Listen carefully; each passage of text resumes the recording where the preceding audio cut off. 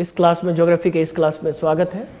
कल हम लोग बादल पे चर्चा कर रहे थे और उसी संदर्भ में आज हम देखेंगे कि बादल किस तरह से बनते हैं, बादल के प्रकार कितने होते हैं, और उसके बाद हम लोग देखेंगे वर्षण, अर्थात वर्षण किसको कहते हैं।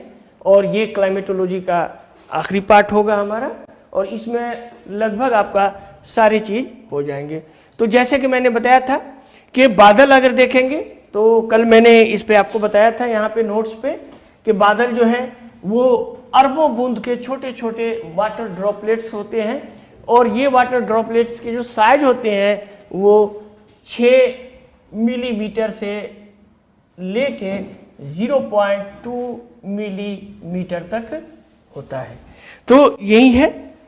और ये देखेंगे तो ये अरबों बूंद होते हैं, और हम देखेंगे फिर भी 10 लाख कणों के बादल, अगर बादल का 10 लाख कण से देखेंगे तो उसका मात्र 10वां हिस्सा ही जो होता है, उसका 1/10 ही जो होता है वो या तो वाटर या आइस के रूप में रहते हैं, तो जल के कण या बर्फ के बने होते हैं। तो हम लोग इसी के संदर्भ में आगे देखेंगे।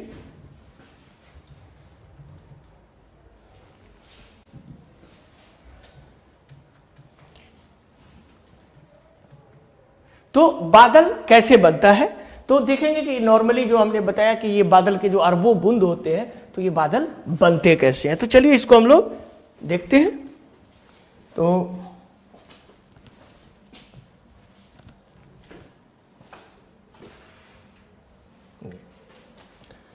तो इसको अगर हम देखें तो जैसा कि हम लोग जानते हैं बादल बनने के लिए इवेपोरेशन जरूरी है। इवेपोरेशन के बाद ये कंडेंसेशन होता है। बेसिकली ये बादल जो होते हैं एक्चुअली क्या होता है कि large mass of टिनी droplets of liquid, जैसे कि मैंने बताया कि छोटे छोटे छोटे छोटे लिक्विड के कण होते हैं, जो आप देखेंगे कि ये जो बादल के अंदर ड्रॉपलेट्स होते हैं, जैसा कि मैंने बताया 6 मिलीमीटर से लेके 0.2 मिलीमीटर तक होता है।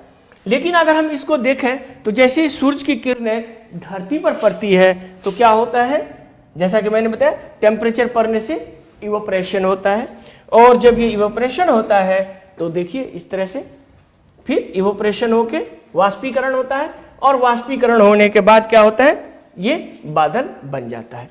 अब इस बादल को अगर हम देखेंगे तो इसके अंदर, जैसा कि मैंने बताया कि बादल के अंदर की जो कण होती है वो इतनी छोटी होती है कि हमें आंख से नहीं दिखाई दे सकती है, लेकिन अगर हम उसको माइक्रोस्कोपिक तरीके से देखेंगे तो आपको अरबों कण होगा। लेकिन जैसा कि मैंने बताया इस कण को, इस बादल को कंडेंसेशन के लिए एक न्यूक्लियाई की जरूरत होती है, जिसको कहते हैं कंडेंसेशन न्यूक्लियाई। वो ये है, ये देखिए आप इस तरह से, तो ये कंडेंसेशन न्यूक्लियाई होता है। और ये देखिए, अब आप देखिए जो कंडेंसेशन न्यूक्लियाई का आकार होता है वो काफी बड़ा होता है, लेकिन उसके ऊपर जो छोटे छोटे ड्रॉपलेट्स होते हैं वो देखिए कितना छोटा होता है, कितना छोटा होता है। अगर इसको हम इस तरह से मान लें, ये देखिए कितना छोटा होता है, तो ये काफी छोटा होता है। उसके मुकाबले देखिए कंडेंसेशन न्यूक्लियाई काफी बड़ा होता है। तो कंडेंसेशन न्यूक्लियाई पे ये छोटे छोटे आपके कण जो होते हैं वो आके जमा होते हैं कंडेंसेशन के लिए, ये जरूरी होता है कंडेंसेशन न्यूक्लियाई। अब इसको अगर हम देखें तो ये देखिए उस पे होता रहता है। तो इसका अगर हम साइज देखें तो वाटर मॉलिक्यूल्स जो होता है, जो कंडेंसेशन न्यूक्लियाई पे आता है, वो होता है आपको 0.0001 माइक्रोन होता है, जबकि ये जो होता है हमारा कंडेंसेशन न्यूक्लियाई होता है 1 माइक्रोन का। यानी कंडेंसेशन न्यूक्लियाई का जो आकार होता है, जो गोलाई होती है वो 1 माइक्रोन होता है, और ये उसके मुकाबले काफी छोटा होता है वाटर मॉलिक्यूल्स। इसीलिए अगर कंडेंसेशन न्यूक्लियाई नहीं होगा तो बारिश नहीं होगी, बादल वैसे ही चला जाएगा, क्योंकि उसके अंदर हजारों ड्रॉपलेट्स है, लेकिन जल की बूंदें नहीं बनेगी। तो ये बहुत ही जरूरी होता है। तो आगे देखेंगे, अब इस कंडेंसेशन न्यूक्लियाई पर जैसे जैसे पानी आता जाता है तो आप देखेंगे कि ये एक जल के बूंद के रूप में बढ़ता है। अब ये जल का बूंद जैसे जैसे बड़ा हो जाता है तो अब ये देखिए, अब ये इसके अंदर ये लाखों जल के बूंद जमा होते हैं इस एरिया में, और ये फिर धीरे धीरे आप देखिएगा कि स्मॉल, और ये 1 क्यूबिक मीटर में आप देखेंगे तो तकरीबन 100 मिलियंस ऑफ देम्स, आप देखेंगे तो 100 मिलियंस इसके अंदर आपको इस तरह से मिलेगा। उस तरह से अगर हम देखें तो एक सामान्य बादल, अगर सामान्य बादल देखेंगे तो इसका वजन काफी होता है, यानी इसके अंदर 100 मिलियंस ऑफ बिलियंस अरबों बूंद होते हैं। और इसका अगर हम वजन अगर हम करें तो ये तकरीबन अर्थ पे रहने वाले 100 हाथी के बराबर भारी होता है ये। तो अगर हम इसको मोटे तौर पे देखें तो 100 हाथी के बराबर एक छोटा सा सामान्य बादल होता है।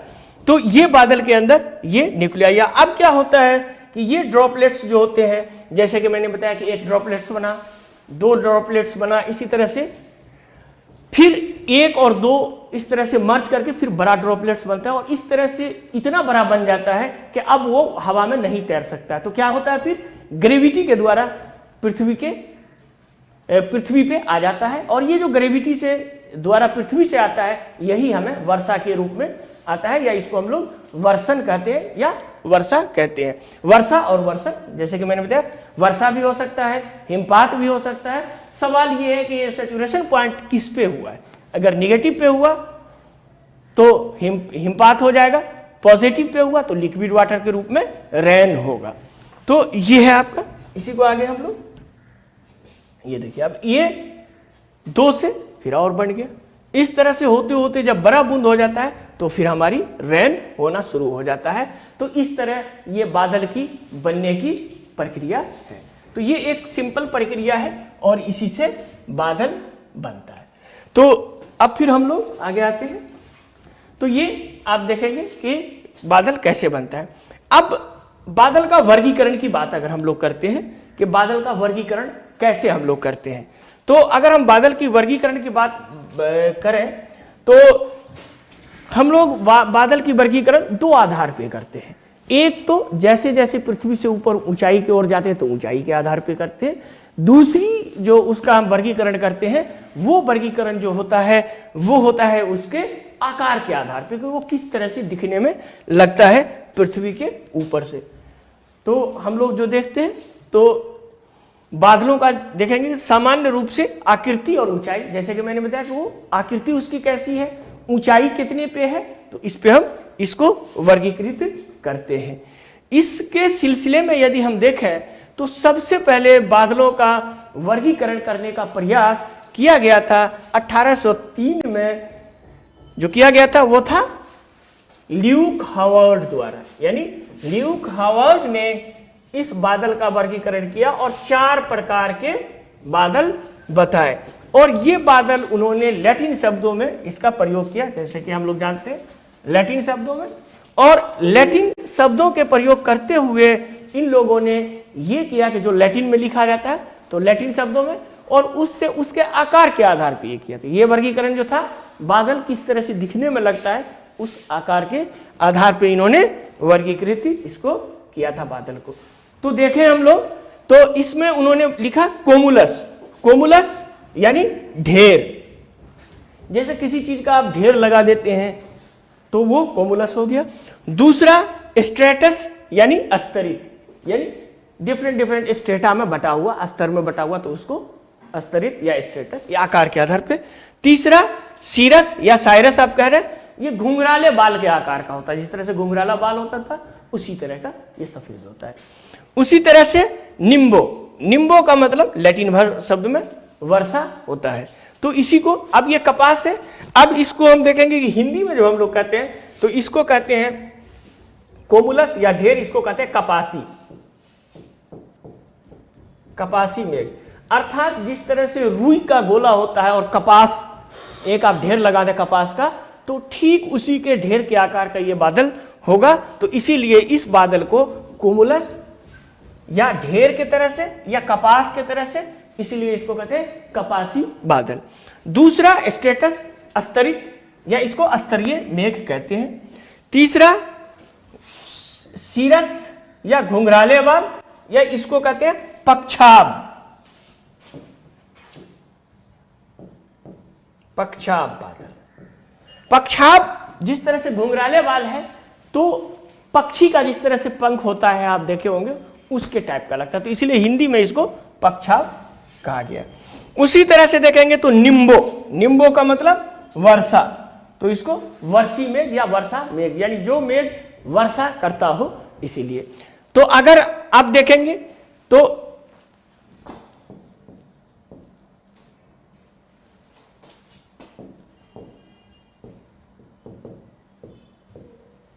कोमुलो निम्बस आप देखेंगे तो कोमुलो का मतलब ढेर, निम्बस का मतलब वर्षा, यानी वैसा ढेर वाला जिससे बारिश हो तो उसको कोमुलो निम्बस कहेंगे। उसी तरह से अगर आप देखेंगे तो डिफरेंट डिफरेंट नाम, इसको एक साथ आप जोड़ेंगे तो ये आपको नजर आएगा। तो ये 4 था। और अब इसके बाद जो वर्गीकरण है वो है ऊंचाई के आधार पे। तो हम लोग जो अभी वर्गीकरण करेंगे तो वो ऊंचाई के आधार पे करेंगे, और उस ऊंचाई में जो बादल मिलेंगे उस पर हम लोग चर्चा करेंगे अभी। तो आप देखें इसको इस तरह से,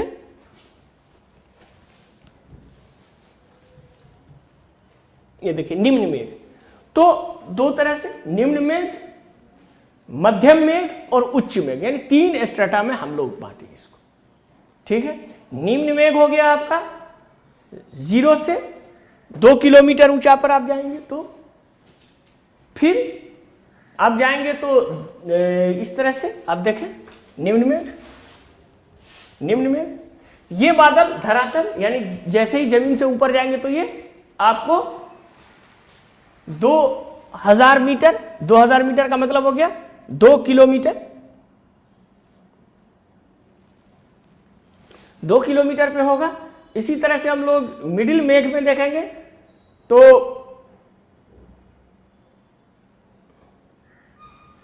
मिडिल मेघ जो होगा वो आपको 2 से ऊपर होगा।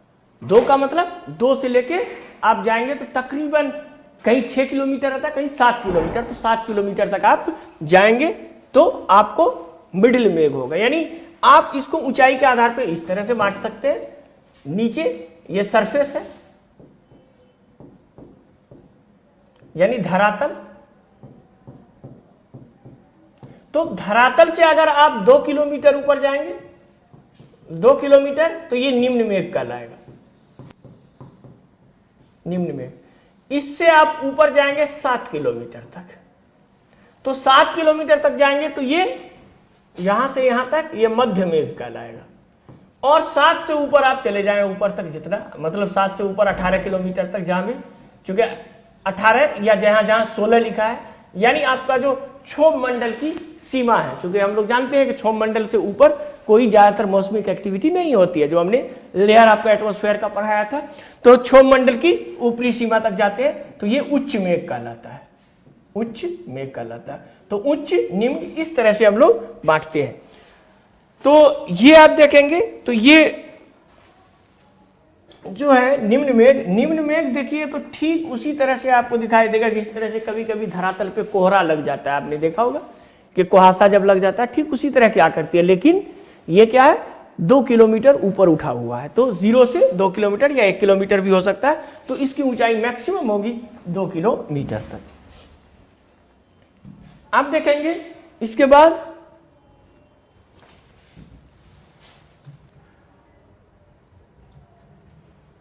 तो ये इसका जो होता है, चूंकि नीचे रहता है तो इसका टेम्परेचर कम नहीं होता है। इसका मैक्सिमम अगर कम होगा तो 5 डिग्री, तो 5 डिग्री से ज्यादा तापमान होगा इसका। उसी तरह से हम देखेंगे इसका, तो इसमें 2 तरह के मेघ होंगे। एक तो स्तरीय मेघ होंगे, स्ट्रेटस, और दूसरा जो होगा आपका वो होगा स्तरीय कपासी मेघ। यानी इसका आप देखें तो 5 डिग्री सेल्सियस से आप देखें तो यहां पे 5 डिग्री सी, 5 डिग्री सी से अधिक तापमान होगा, और 5 डिग्री सी से अधिक होगा तो ये क्या होगा, पानी से बना होगा।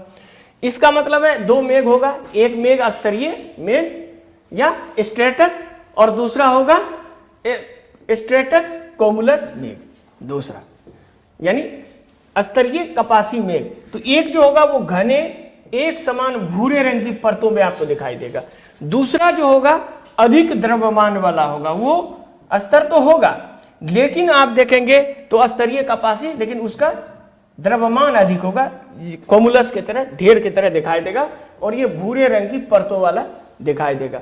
तो ये आपको 2 मेघ यहां नजर आएंगे। तो अभी देखते हैं हम लोग,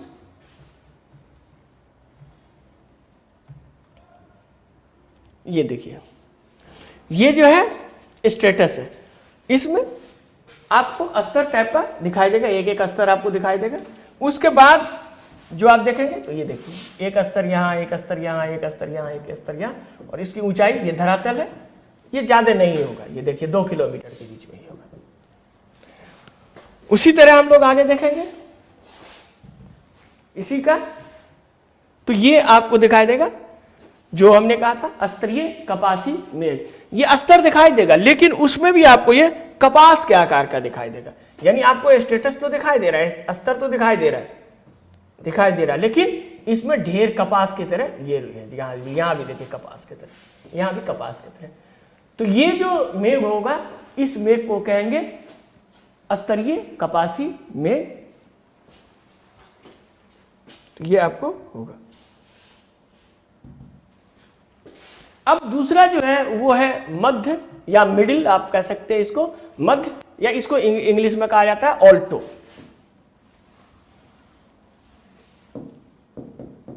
ऑल्टो का मतलब ही होता है मध्यम आकार का, तो ऑल्टो इसको कहा जाता है, तो मिडिल जिसको कहा जाता है।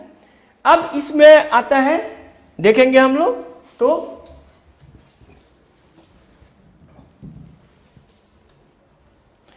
इसका जो होता है वो 0 से 25 डिग्री के बीच बनता है, यानी इसका 0 भी हो सकता है और अगर हम देखें तो 25 भी हो सकता है, यानी 0 से 25 के बीच में बनता है। तो इसका मतलब है 0 हो गया तो हिमकण हो गया और 25 हो गया तो लिक्विड हो गया।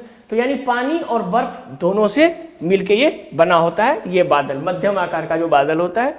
इसमें उच्च स्तरीय मेघ, इसको कहते हैं ऑल्टो स्ट्रेटस, ये पतला होता है, स्तरित बादल होता है जो भूरे नीले रंग के समान होता है, और इसमें देखेंगे तो भूरे नीले रंग होता है या कभी कभी आप सफेद भी होता है, लेकिन अक्सर ये आकाश के बड़े हिस्से को ढकता है। आप देखेंगे आसमान में तो बहुत दूर तक आपको फैला हुआ नजर आएगा, तो ये आकाश के बड़े हिस्से को ढकता है ये बादल। उसी तरह से इसका दूसरा जो होता है उसको कहते हैं उच्च कपासी मेघ, ऑल्टो कोमुलस। यानी आप ये देख लीजिए कि जो स्तरीय मेघ था नीचे और कपासी, यानी स्तरीय तो दोनों है जो लो लेवल पे है, लेकिन एक कपासी है और एक स्तरीय है। ऑल्टो में मतलब मध्यम में देखिए कि मध्यम सब कुछ उसी तरह से, लेकिन इसमें मध्यम के लिए ऑल्टो किया गया है, यानी इसमें भी स्तरीय बादल है लेकिन वो मिडिल लेवल पे है, तो इसीलिए इसको मध्यम स्तरीय आप नहीं कह सकते, तो इसीलिए उसको ऑल्टो स्ट्रेटस यानी उच्च स्तरीय मेघ कहा गया। मध्यम या ऑल्टो मेघ है तो उच्च स्तरीय मेघ, तो ऑल्टो स्ट्रेटस। और दूसरा जो है वह है ऑल्टो कोमुलस। ये दो आपको ऑल्टो स्ट्रेटस और ऑल्टो कोमुलस, ये दो आपको इसमें नजर आएगा। उसके बाद आगे हम लोग देखेंगे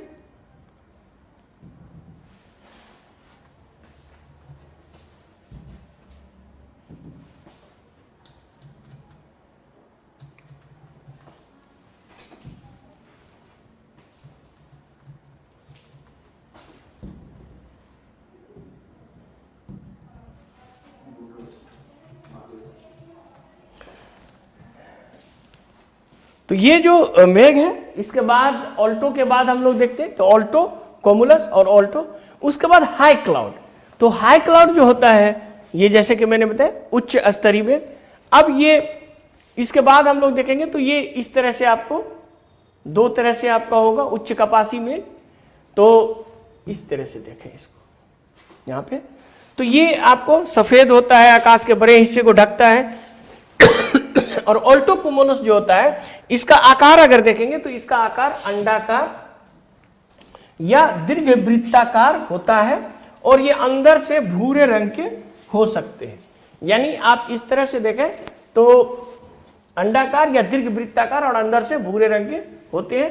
तो ये आपका इस तरह का बादल होगा, आपको देखेंगे तो ये इस तरह का बादल होगा। यानी आप देखेंगे तो अंदर से ये अंडाकार टाइप का होगा,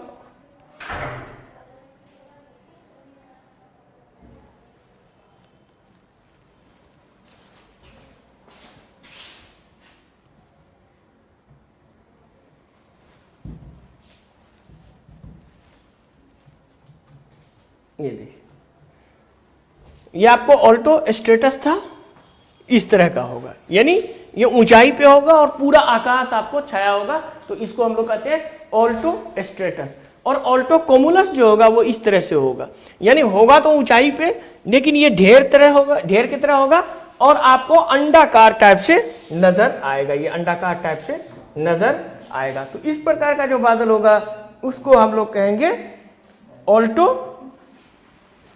कोमुलस। अब इसके बाद तीसरा जो होता है, तीसरा हम लोग देखेंगे तो वो होगा आपको, तीसरा बादल होगा उच्च मेघ, यानी जो हमने बताया था 7 से 18 किलोमीटर पर मेघ होगा। तो ये मेघ जो होगा तकरीबन 7000 मीटर के ऊपर बनता है, यानी काफी ऊंचाई पे इस प्रकार के मेघ बनते हैं। अब इसके दो मेघ हैं आपको, सीरो स्टेटस। तो ये बादल आप देखेंगे तो काफी ठंडा होता है, यानी इसका टेम्परेचर चूंकि काफी ऊंचाई पे है, जैसा कि मैंने बताया था आपको कि वो -50 तक जाता है, तो ये काफी ठंडा होता है। इसका मतलब है कि इसका -25 डिग्री सेल्सियस इसका टेम्परेचर होता है। तो इसको अगर हम देखें तो -25 डिग्री सेल्सियस टेम्परेचर है, तो इसका मतलब है कि इसके जो बादल है, जो सीरस बन रहे हैं, जो पक्षाभ मेघ बन रहे हैं, ये पूरे हिम से बने होते हैं, बर्फ से बने होते हैं, इसमें लिक्विड वाटर नहीं आपको मिलेगा। तो ये भी हमेशा, तो ये हिमकण से बना होता है, काफी कम तापमान है तो ये आपको हिमकण से बना है। तो अब इसको आगे देखें हम लोग,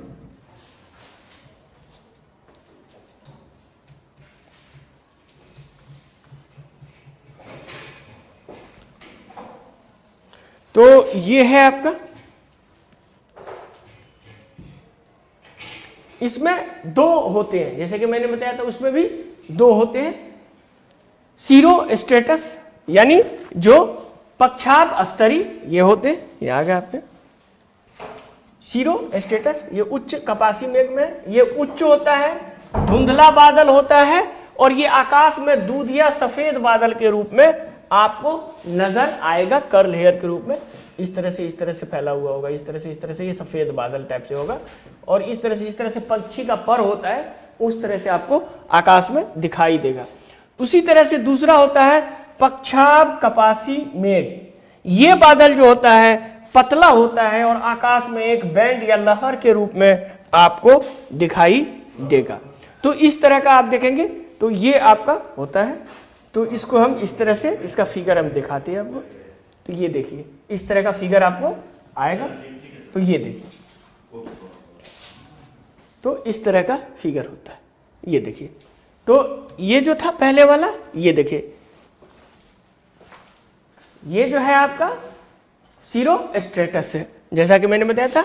अब ये देखिए ये एकदम पक्षी के बाल की तरह और इसमें आपको अस्तर साफ दिखाई देगा, ये देखिए। और जिस तरह से पक्षी का बाल होता है, कभी आप देखे होंगे, तो इस तरह से आपको दिखाई देगा। और ये पूरा का पूरा आकाश में काफी ऊंचाई पे बनता है। तो ये आपको पूरा का पूरा क्या होता है, हिमकण से बना होता है, हिमकण से बना होता है। उसी तरह से ये दूसरा जो है, ये देखिए, ये एक जब देखेंगे ऊपर में तो ये आपको एकदम बैंड के टाइप से आपको नजर आएगा इस तरह से। ये देखिए एक यहां से बैंड, एक यहां से बैंड, इस तरह से आपको साफ नजर आएगा जब आप, ये चूंकि काफी ऊंचाई पे बनता है, जैसा कि मैंने बताया ये ट्रोपोस्फीयर के बाउंड्री पे बनता है, ये उच्च मेघ है, इसको सीरो कोमुलस कहते हैं, यानी ढेर भी होगा। और ये आपको नॉर्मल दिखाई देगा, नॉर्मल प्लेन से, कोई भी कमर्शियल प्लेन से आप इसका फिगर लेंगे तो आपको वो देख सकते हैं, आप इसको कमर्शियल प्लेन से ये फिगर आप देख सकते हैं। तो ये आपको साफ दिखाई देगा, ये फिगर आप देख रहे हैं।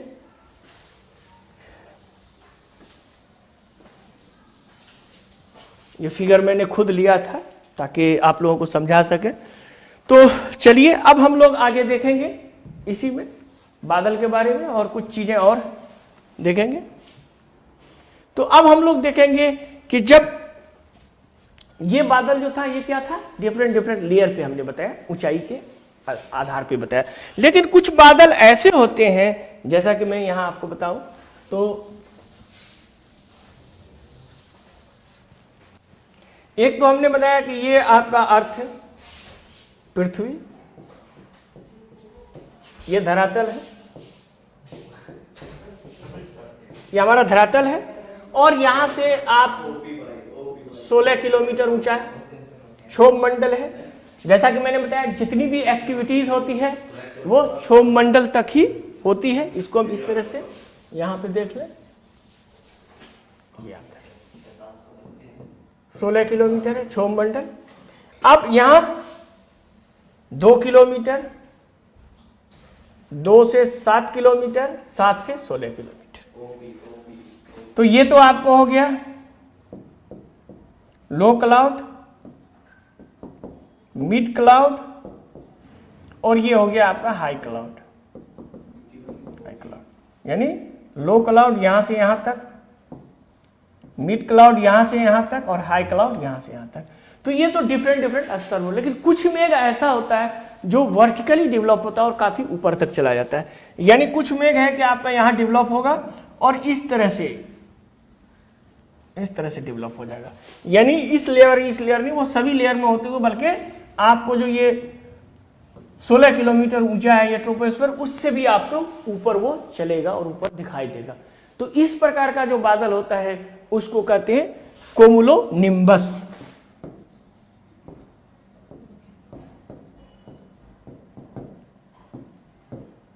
कोमुलोनिम्बस बादल कहते हैं।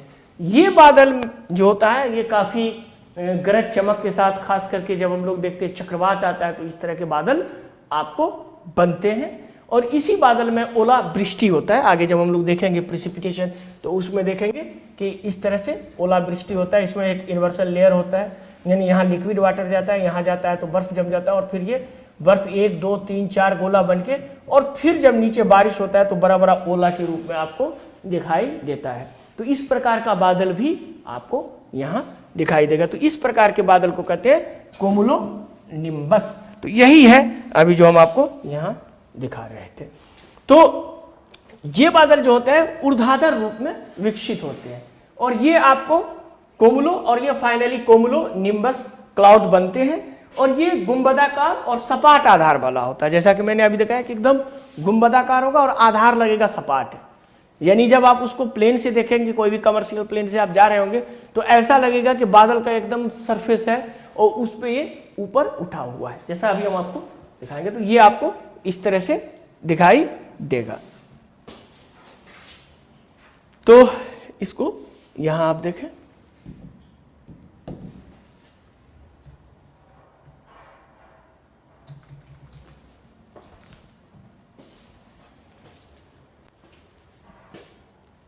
तो ये देखें, ये फोटोग्राफ्स आप देखिए।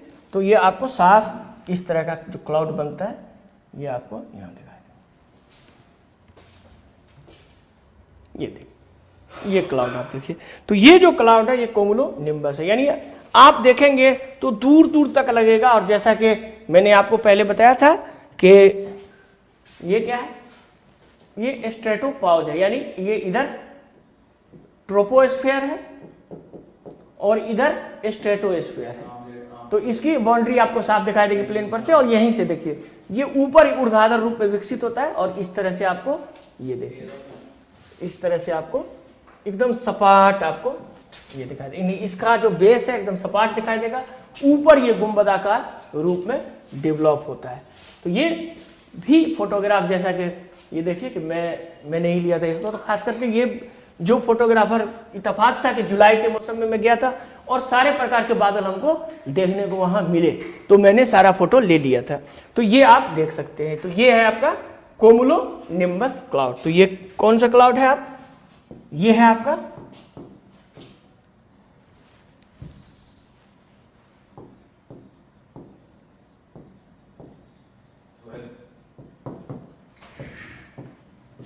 ये कोमुलोनिम्बस क्लाउड है।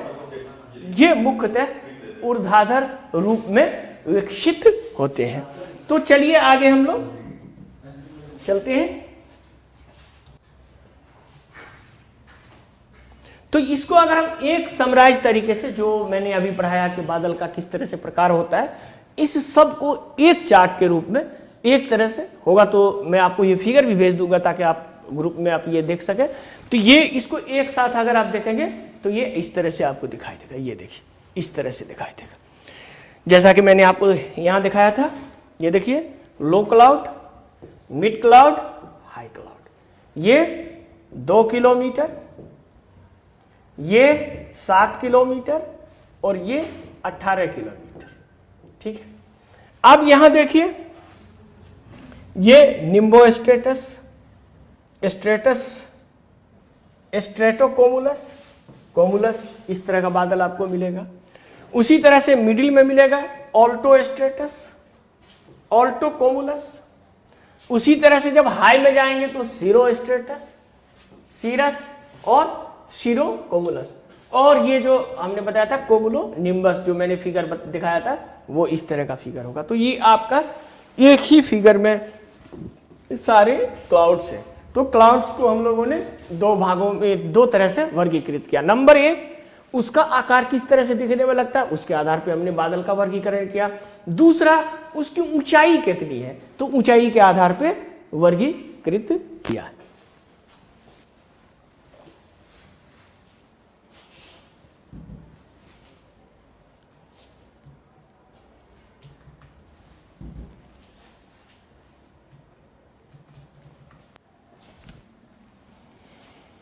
अब हम लोग देखेंगे वायुमंडल। तो वायुमंडल में, वायुमंडल को अगर हम देखें इस तरह से, तो वायुमंडल में और तो इसमें देखेंगे जो हमारा सर्कुलेशन होता है बादल का और डिफरेंट डिफरेंट जो बनते हैं, ये जैसा कि मैंने एक तो दिखाया था आपको कि बहुत बड़ा वाताग्र होता है और वाताग्र के साथ वायु राशि होती है। तो वायु राशि मैंने बताया था कि हजारों किलोमीटर में काफी बड़ा होता है, लेकिन वो वायु राशि होता है। लेकिन यहाँ क्या है, वायु पार्सल की बात हम लोग करते हैं। तो नॉर्मल क्या होता है कि जब हम लोग जानते हैं कि ये जो ठंडी हवा है, ये जो ठंडा मतलब ये मास है, वो नीचे जाता है। एग्जाम्पल के तौर पे हम आपको नोट्स में बताते हैं।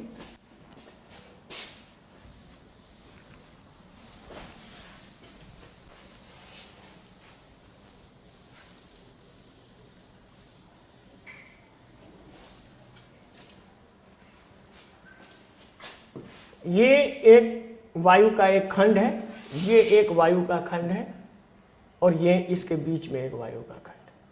ये क्या है, कोल्ड है यानी ठंडा है।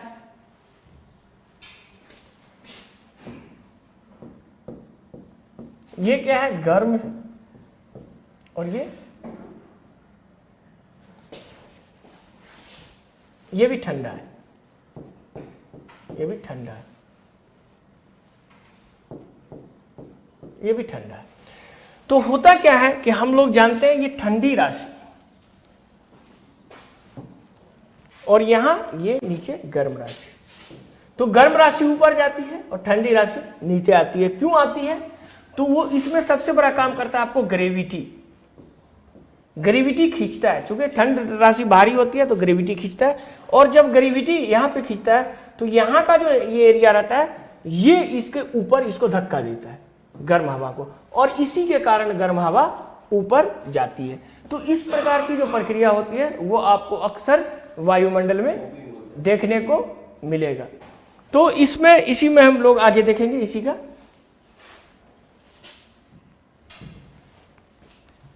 ये तो होता क्या है कि जैसे हम जानते हैं ग्रेविटी, तो कोल्ड एयर जो होता है, जैसे कि मैंने कोल्ड एयर जो होता है वो ज्यादा डेंस होता है, वार्म एयर लेस डेंस होता है। तो जैसे ही कोल्ड एयर नीचे आता है तो वो क्या करता है, लेस डेंस एयर जो वार्म एयर होता है उसको धक्का मारता है और वो ऊपर चला जाता है। तो इसीलिए जो हमारे एटमॉस्फेयर में जो भी मूवमेंट होता है बादलों का, वो इसी प्रकार से होता है। तो आप देखिए इस तरह से। तो इसी को आगे हम लोग देखते हैं। तो इसमें हम लोग देखेंगे एयर पार्सल या वायु पार्सल भी कह सकते हैं, या इसको वायु खंड भी कह सकते हैं। ये अक्सर होता क्या है कि ये बेसिकली एक जिस तरह से पानी का बुलबुला होता है आप देखते होंगे, ठीक उसी प्रकार का एक एयर पार्सल एज्यूम किया गया है कि स्पेस में होता है, जो इनविजिबल होता है।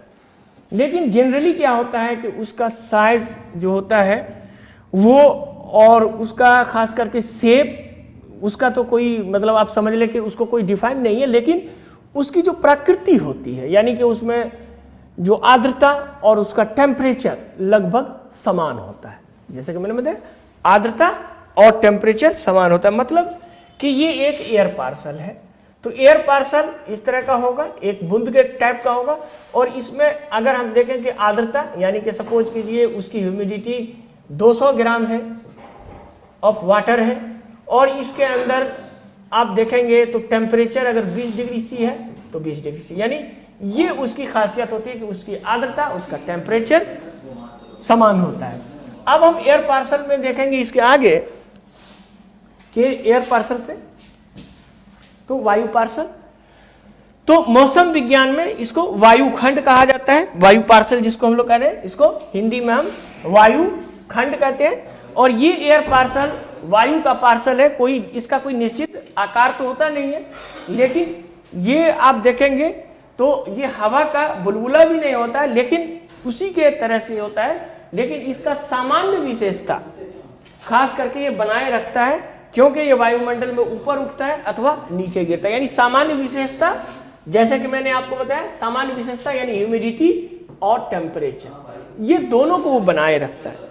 जैसे जैसे ऊपर जाएगा तो उसकी जो विशेषता ऊपर हो जाएगा। अब टेम्परेचर कमेगा तो फिर वो डिफरेंट तरीके से बिहेव करेगा। तो ये आपको वायु खंड है। तो air parcel can be considered, मतलब इसको हम इस तरह से कर सकते हैं, सेपरेटली फ्रॉम द एज्यूम। जैसे कि अगर हम एयर पार्सल यहां देख रहे हैं तो एयर पार्सल का ह्यूमिडिटी आपका कितना है, मान लिया 200 ग्राम है, टेम्परेचर इसका 20 डिग्री सी है, लेकिन ये जो आसपास का है अलग होगा। आसपास का हो सकता है टेम्परेचर 10 डिग्री सी हो, या हो सकता है टेम्परेचर 30 डिग्री सी हो। तो इसका टेम्परेचर सराउंडिंग से अलग होता है एयर पार्सल का। तो अब इसी में हम लोग देखेंगे ये जो हवा के बुलबुला होते हैं वो एडियाबेटिक चेंज क्या क्या होते हैं, उस पर हम लोग चर्चा करते हैं।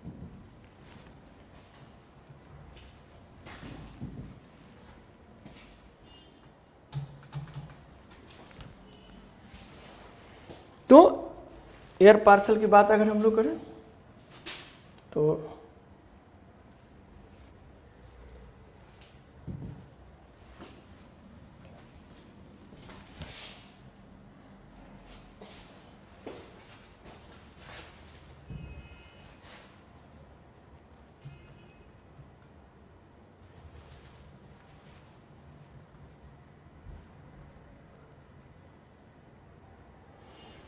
तो इसमें एडियाबेटिक चेंज की हम लोग बात करते हैं। तो एडियाबेटिक चेंज का ये है कि जब एयर पार्सल ऊंचाई पे जाता है, जैसे कि ऊंचाई पे जाता है तो क्या होता है, उसका तापमान कमता है। एक तो हम लोग देखे थे जो यहाँ ये एडियाबेटिक चेंजेज होता है, एक तो हम लोग देखे थे नॉर्मल हमने क्या बताया था आपको कि जैसे आप 1 किलोमीटर जाएंगे तो 6 डिग्री सेल्सियस कम जाएगा। क्यों कम जाएगा, क्योंकि रेडिएशन की बात हमने करी थी, तो इस वजह से। लेकिन एडियाबेटिक चेंजेस में क्या है कि ये जो इसका टेम्परेचर है और जो सराउंडिंग का टेम्परेचर है वो अलग है। इसका टेम्परेचर, ये एयर पार्सल है, एयर पार्सल है ये, तो एयर पार्सल का टेम्परेचर मतलब जो प्रकृति है और सराउंडिंग का प्राकृतिक अलग होता है। तो इसका मतलब है कि अगर यहां 32 डिग्री है और ये 1 किलोमीटर ऊपर गया तो कितना होना चाहिए, 32 में से 6 माइनस करेंगे तो अब क्या है, ये 10 डिग्री कम जा रहा है। तो एडियाबेटिक चेंजेज में क्या होता है, वो आसपास के सराउंडिंग का वो नहीं लेता ये, बल्कि खुद ब खुद उसका होता है अपने अंदर। तो अपने अंदर किस तरह से होता है, तो हम लोग जानते हैं जैसे ऊपर जाते हैं तो ठंडी बढ़ता है, तो जब ठंडी बढ़ेगा तो क्या होगा, ठंडी बढ़ेगा तो इसका मतलब है कि उसका क्या होगा, कंडेंस हो जाएगा। यानी कि उसमें नॉर्मल आप देखेंगे तो जैसे जैसे ये ऊपर जाएगा तो ये ठंडी बढ़ेगा, और ठंडी जब बढ़ता है तो आपका ये लेप्स होता है 10 डिग्री, इसका एडियाबेटिक लेप्स। तो एडियाबेटिक ड्राई टेम्परेचर रेट जो होता है वो 10 डिग्री एक पे हो जाता है। उसको इस तरह से आप समझें कि जैसे कोई कंप्रेस आप करें, यहां पे इसको कंप्रेस करेंगे तो इसके अंदर अणु है तो काफी नजदीक हो जाएगा। ये नजदीक होने में क्या होगा कि ये ठंडा होने से नजदीक होगा, तो इसका मतलब जो इसका हीट था वो लूज हुआ, चूंकि ठंडा हुआ तो हीट लूज हुआ। इसके दौरान जो ये हीट लूज होता है, यही ये और प्लस ये आप जोड़ दें तो टोटल आप देखेंगे तो ये जो होता है 10 डिग्री आपका होता है, यानी नॉर्मल ये होता है एडियाबेटिक लैप्स रेट। तो एडियाबेटिक लैप्स रेट जो होता है वो 22 डिग्री सी होता है, और मतलब 10 डिग्री सी होता है, और जैसे जैसे आप देखेंगे तो कमेगा। अब फिर जब ऊपर जाता है तो ये ड्राई होता है, ड्राई एडियाबेटिक लैप्स रेट। आगे हम लोग देखेंगे तो ये कोल्ड, ये सॉरी वेट जो होता है। अब ये देखिए यहाँ, ये देखिए अब ये कंडेंसेशन लेवल 3 मीटर पे आ जाता है। ये देखिए अब क्या होता है कि यहां तक तो जहां तक कंडेंसेशन नहीं हुआ है, यानी वो स्वतंत्र पार्सल के रूप में है, तो वहां आपको 10 डिग्री का आएगा। जैसे कि यहाँ 32 डिग्री था ग्राउंड पे, 1 किलोमीटर ऊपर गया तो 22 डिग्री, 2 किलोमीटर ऊपर गया तो 12 डिग्री, और फिर 3 किलोमीटर ऊपर गया तो सिर्फ 2 डिग्री हो गया। उसके बाद क्या हो गया कि कंडेंसेशन हो गया, और जब कंडेंसेशन हो गया तब जब होता है तब उसको कहते हैं वेट एडियाबेटिक लैप्स रेट। अब टेम्परेचर और ज्यादा हो गया, अब ज्यादा हो गया तो इसका मतलब है कि अब 5 डिग्री सेल्सियस यहां कमता है। तो 5 डिग्री सेल्सियस, तो आप देखिए 5 2 था, अब 5 में से अगर 5 घटाइएगा तो -3, और फिर -3 में से 5 घटाइएगा -3, तो फिर -8, उसमें -5 जोड़िएगा तो 5 और 3 8, तो इस तरह से ये -5 डिग्री होगा, ये आपको 10 डिग्री माइनस होगा। फिर ठीक इसी का अपोजिट अगर करेंगे, कोई नीचे आ रहा है तो 10 डिग्री ऐड होगा, ठीक है। तो ये आपका एडियाबेटिक लैप्स रेट होता है, ड्राई एडियाबेटिक लैप्स रेट और वेट एडियाबेटिक लैप्स रेट। ये आपको याद रखना है हमेशा, ये अक्सर पूछा जाता है क्वेश्चन।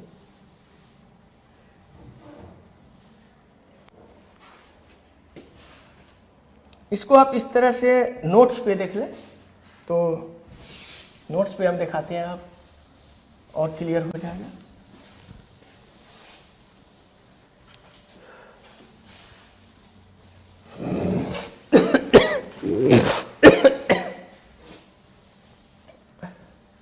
देखिए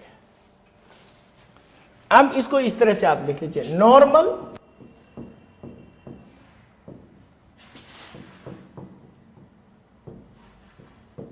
lapse rate, dry adiabatic lapse rate, उसी तरह से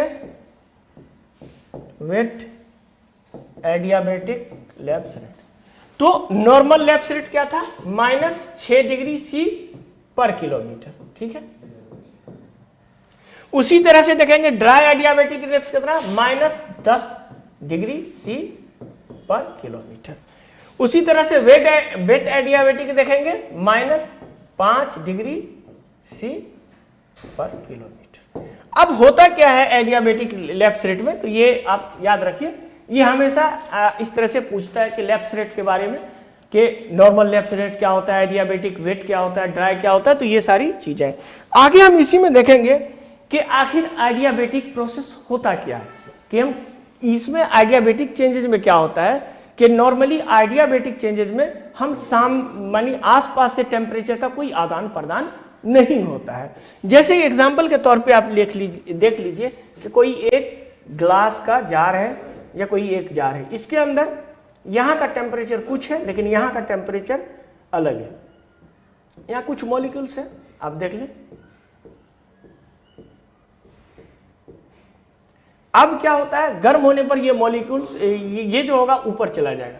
तो अगर ऊपर जा रहा है तो ये कम टकराएगा, अगर ये कंप्रेस होगा तो एक दूसरे से टकराएगा, और ये टकराने के दौरान यानी ये एनर्जी जैसे ऊपर जाएगा तो फिर ये खोएगा, और फिर नीचे आएगा तो एनर्जी इसकी बढ़ेगी। तो ये जो इसका अपने ही एनर्जी बढ़ता है, एडियाबेटिक का प्रोसेस देखा, फिजिक्स का ये नियम है। इसका बेस्ट एग्जांपल देखते हैं, जब पुराने जमाने में साइकिल का पंप होता था और ऐसे आप साइकिल का पंप से हवा देते थे साइकिल में, तो जब हवा देते थे साइकिल में तो साइकिल और पंप के बीच में जो आप उस पर प्रेशर डालते थे तो उसके पेंदा को अगर छू के आप देखते तो आपको गर्म नजर आता। उसको तो आप गर्म करते नहीं थे, नहीं करते थे गर्म, लेकिन वो गर्म आता था। तो वही होता था, जो मॉलिक्यूल्स हम हवा का उस पर दबाव डालते थे तो वो मॉलिक्यूल्स टकराता था और मॉलिक्यूल्स टकराने के कारण वहां गर्मी पैदा होता था। तो वो जो हीट रिलीज कर रहा था वो एडियाबेटिक प्रोसेस के द्वारा हीट रिलीज कर रहा था। तो यही एडियाबेटिक होता है। तो इसीलिए एडियाबेटिक में जब लूज होता है तो वो 10 होता है, और जब वो नीचे गिरने लगेगा तो भी वो गेन करेगा 10। ठीक है, तो इस तरह से आपका एडियाबेटिक प्रोसेस होता है। तो ये आपका इसी तरह से आप देख लीजिए। इसको हम और एक बेस्ट तरीके से आपको समझाएंगे एडियाबेटिक टेम्परेचर में। तो अब इसको और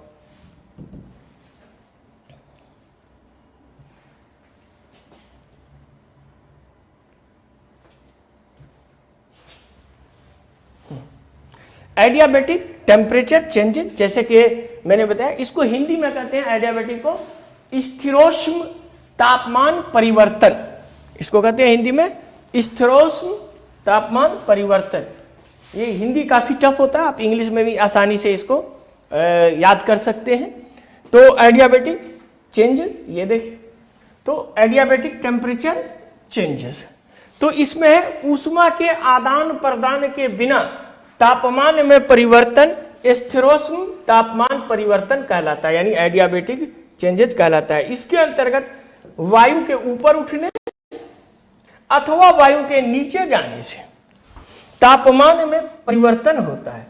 यानी वायु ऊपर जा रहा हो तो, या वायु नीचे जा रहा हो तो तापमान में परिवर्तन होता है, लेकिन वो सराउंडिंग से टेम्परेचर या तापमान को कोई इंपैक्ट नहीं करता, कोई इफेक्ट नहीं करता। ये आपका एडियाबेटिक चेंजेस होता है।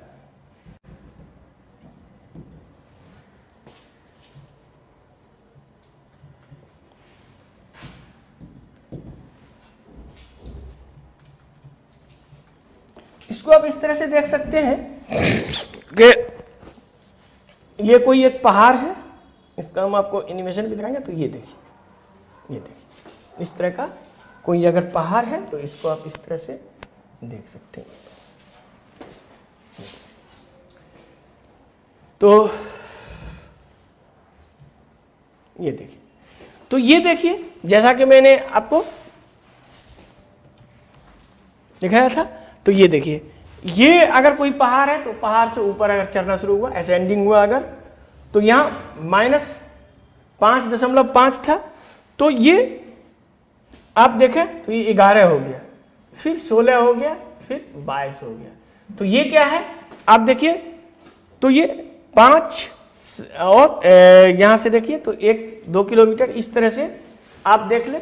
तो ये असेंडिंग एडियाबेटिक लेफ्ट रेट जो आपको दिखाई दे रहा है, ये वेट एडियाबेटिक लेफ्ट, क्योंकि अगर इस पे बादल कोई चल रहा है तो जैसा कि मैंने बताया, जैसे ही यहाँ कंडेंसेशन पॉइंट हो गया तो उससे ऊपर वेट आ जाता है और ये ड्राई है। तो ये वेट एडियाबेटिक लेफ्ट रेट दिखा रहा है। फिर अगर वो बादल नीचे जाएगा तो फिर उसी तरह से हो जाएगा, 5.5 प्लस हो जाएगा, फिर 11 हो जाएगा, फिर 16.5 ये प्लस में आ जाएगा।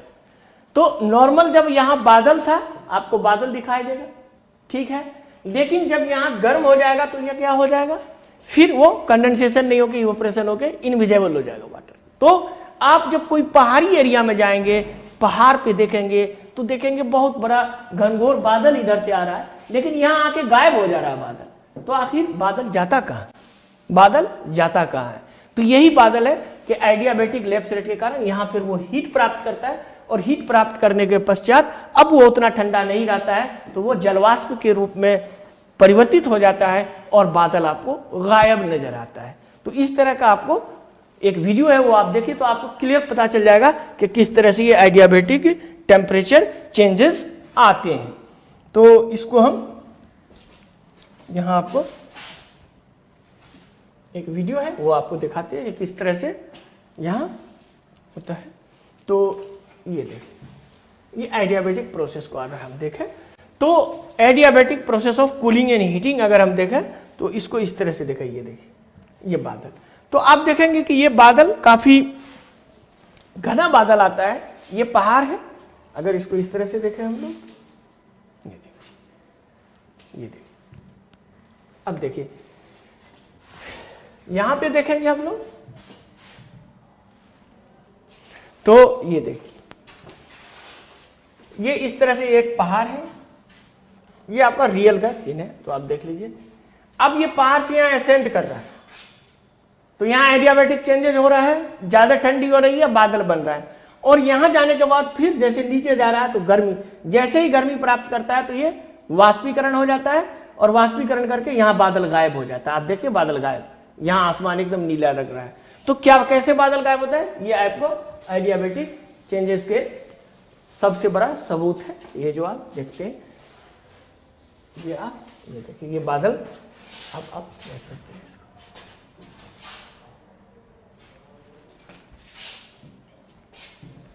तो ये आप देखिए इस तरह से, तो इसको अब इस तरह से देखिए ये वीडियो, ये देखिए अब यहां आके बादल गायब हो रहा है, देख रहे कितना यहां घना बादल था, और यहां घना बादल आके ये आपको यहां गायब नजर आता है। तो इस प्रकार के जो चेंजेस होते हैं वो एडियाबैटिक चेंजेस कहलाते हैं। ये आपको फेनोमेनन नेचर में भी आपको देखने को मिलेगा।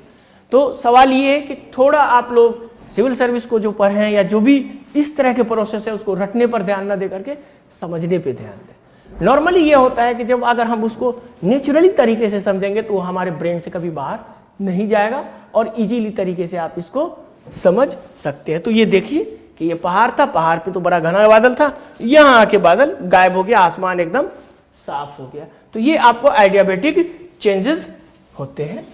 तो ये था एक फिगर। तो अब हम लोग फिर आ जाते हैं एडियाबैटिक के बाद इसी में।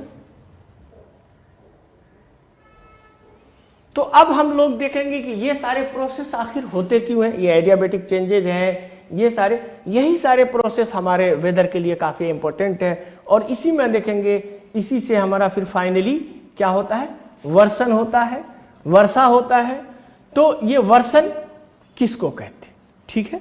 तो ये वर्षण पे देखेंगे कि वर्षण में कौन कौन सी चीज शामिल है। तो चलिए अब हम लोग दूसरा जो है उस पर बात करते हैं, वर्षण पे।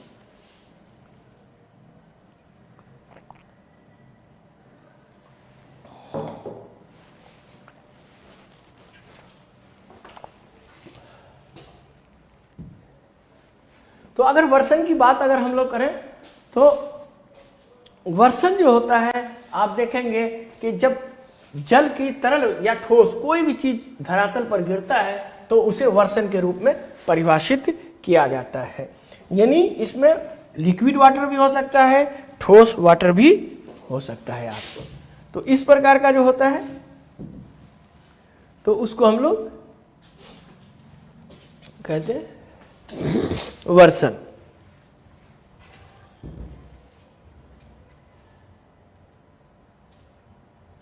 वर्षण, तो ये जो वर्षण होता है जैसा कि मैंने बताया, ऐसा तब होता है जब संघनन की सतत प्रक्रिया के परिणाम स्वरूप, यानी लगातार जो हमने देखा है कंडेंसेशन होता है, और कंडेंसेशन लगातार जब होता रहता है तो उसके अंदर जो जल की बूंदें बनती है, जो मैंने देखा है कि बादल कैसे बनता है, उसके अंदर जल की बूंदें कैसे बनती है, जो मैंने अभी देखा है कंडेंसेशन न्यूक्लियाई। अब कंडेंसेशन न्यूक्लियाई मिलके कई बड़े बूंद बनाते हैं, और जब इतना बड़ा बूंद हो जाता है जो वो अब हवा में बादल के साथ नहीं तैर सकता है, तो फिर क्या होता है, ग्रेविटी के प्रभाव में आता है अर्थ के, और ग्रेविटी द्वारा आ जाता है पृथ्वी पे।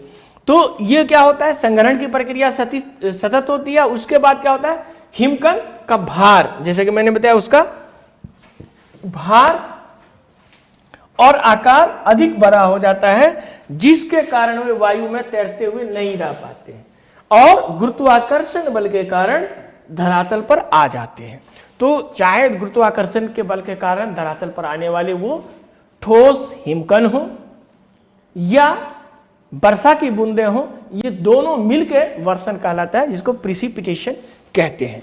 तो ये प्रिसिपिटेशन की बात, तो इस तरह से हम लोग देख सकते हैं। तो प्रिसिपिटेशन जो होता है वो ये देखिए। तो इसमें मुख्यतः हम लोग जो चर्चा करेंगे वो है आपको ये चार चीजों पे हम लोग चर्चा करेंगे। तो उसमें पहला तो हम लोग देखेंगे कि इसमें है रेन, यानी वर्षा, यानी रेन, यानी वर्षा पे चर्चा करेंगे। दूसरा जो होता है वो होता है हिमपात, इसको स्नोफॉल भी हम लोग कहते हैं, हिमपात। इसको कहते हैं स्लीट या इसको कहते हैं हिमपात। उसके बाद स्लीट, स्लीट को हिंदी में कहा जाता है सहिम वर्षा।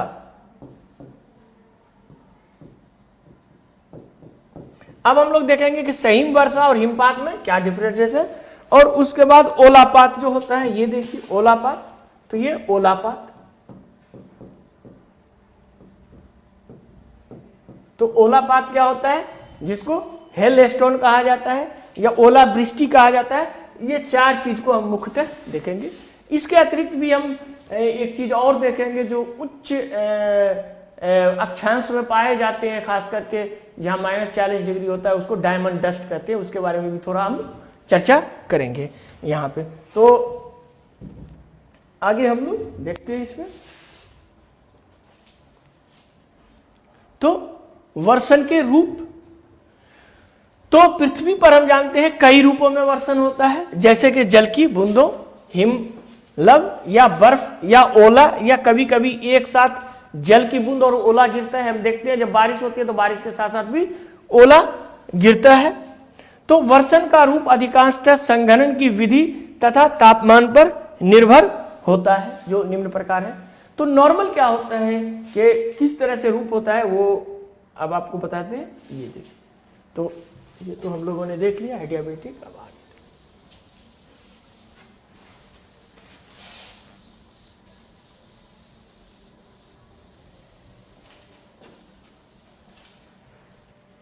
नॉर्मल क्या होता है, संघनन की प्रक्रिया। तो संघनन की प्रक्रिया अगर 0 डिग्री सेल्सियस से ऊपर होता है तब क्या होगा, जल की बूंद बनेगी।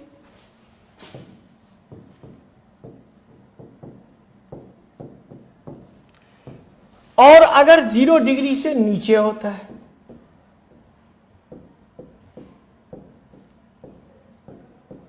तब ये हिम बन सकता है या ओला हो सकता है। स्लीट की जो स्थिति होती है इसमें संघनन की प्रक्रिया 0 डिग्री सी से ऊपर होता है।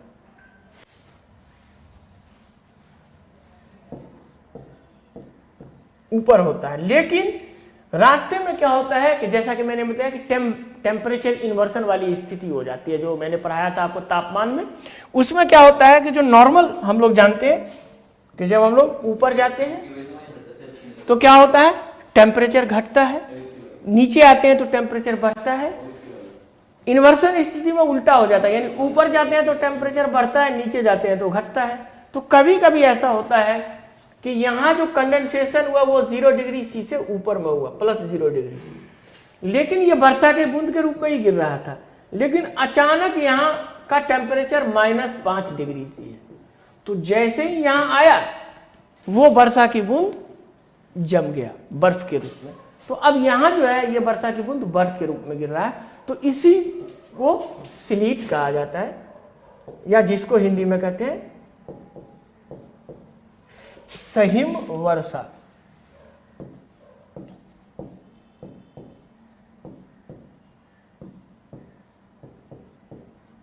सहिम वर्षा। अब इसको यहां अपने लोग यहां देख लेते हैं। तो ये आप देखेंगे तो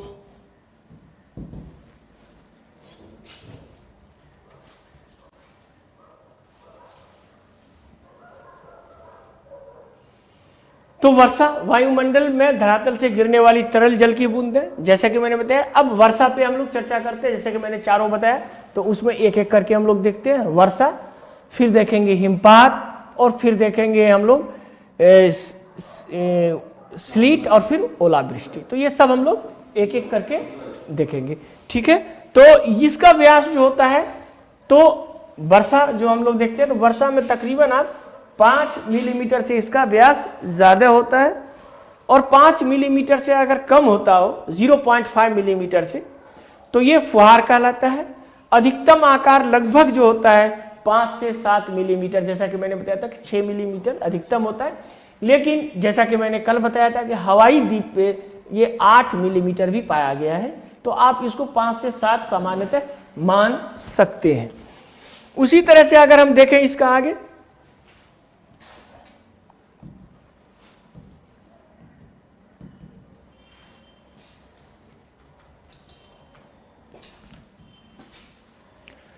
तो इसी को हम देखें तो वर्षा की बूंदों को लगभग हम देखेंगे तो डिफरेंट इससे आगे हम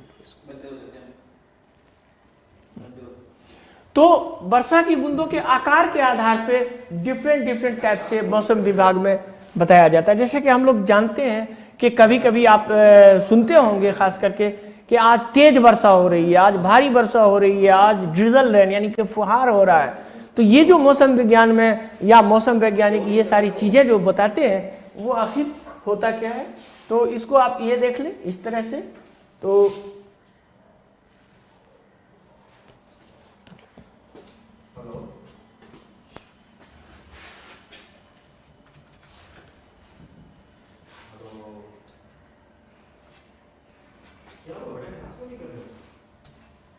ये वर्षा के बूंदों के आकार, तो जैसा कि मैंने बताया कि लगभग अगर हम देखें तो 2 मिलीमीटर, जैसा कि मैंने बताया था कि 0.2 मिलीमीटर से लेकर के 6 मिलीमीटर तक जो होती है वर्षा, या 7 मिलीमीटर तक जो सबसे बड़ा आपका होता है। तो अगर 0.2 मिलीमीटर होगा तो उसको हम लोग कहेंगे फुहार, या इसको इंग्लिश में कहते हैं ड्रिजल रेन। उसके बाद अगर आज देखें तो अगर 5 मिलीमीटर होता है तो उसको हल्की वर्षा कहते हैं। हम लोग कहते हैं हल्की वर्षा हो रही है, यानी हल्की वर्षा, फुहार हल्की वर्षा, ये लाइट रेन इसको इंग्लिश में बोलते हैं। उसी तरह से अगर 1 मिलीमीटर हो गया तो लघु वर्षा, लिटिल रेन। उसके बाद अगर और इसका हुआ 1 मिनट, तो ये लघु वर्षा, और 5 मिलीमीटर हुआ तब उसको वर्षा कहते हैं। तो drizzle rain, little rain, rain और हैवी रेन या तीव्र वर्षा जो होता है वो 7 मिलीमीटर यानी 6 से 7 मिलीमीटर से लगभग होता है। जो 5 से ज्यादा हो गया, 5 तक आपका वर्षा हुआ, लेकिन लगभग 7 मिलीमीटर या 6 से 7 मिलीमीटर अगर आप देखें तो ये आपको तीव्र वर्षा कहलाएगा। तो इस तरह से जब मौसम में आप देखते हैं तो ये आप इस तरह से देखते हैं, तो ये ड्रिजल कहा जाता है इसको। उसी तरह से ये आपका हो गया लाइट रेन,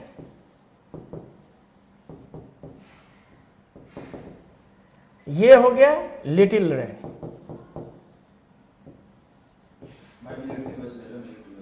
उसी तरह से ये 5 मिलीमीटर तो रेन,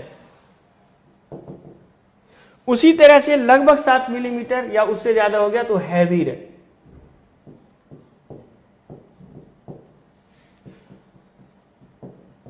हैवी रेन, तो ये आपको वर्षा के लगभग डिफरेंट आपको बूंदें आपको मिलेगी। तो ये पहला जो था वो रेन था, तो इसको लाइट रेन। तो अब इसके बाद हम लोग देखते हैं दूसरा, जिसको कहते हैं हम लोग हिमपात। हिमपात नॉर्मली जो होता है वो आप देख लें तो हिमपात की अगर हम लोग बात करें तो जैसा कि मैंने बताया था कि जब 0 डिग्री से नीचे होगा तो वो बर्फ के कणों के रूप में हो जाएगा, यानी हिमलव या हिमकण के रूप में हो जाएगा। तो इस प्रकार संघनन जब हिमांक बिंदु यानी आप देखें तो 0 डिग्री पे हो जाएगा, 0 डिग्री सेल्सियस से नीचे होगा, तो वायुमंडल की आर्द्रता जो है वो हिमकण में बदल जाएगी, और ये हिमकण क्या होगा कि छोटे छोटे हिमलव में बदल जाएगा। इस तरह का आपको इस तरह से आपको मिलेगा, इस पे देखिएगा इस तरह से। अगर उसको माइक्रोस्कोपिक तरीके से देखिएगा तो इस तरह से आपको ये दिखाई देगा, हिमलव टाइप का आपको दिखाई देगा। तो उसको मिला करके उसको हिमलव कहते हैं, यानी छोटे छोटे जो बड़े और भारी हो जाता है। और जैसे बड़े और भारी हो जाएगा तो फिर क्या होगा कि आपको वो नीचे गिरने लगेगा, यानी आसमान से नीचे गिरने लगेगा।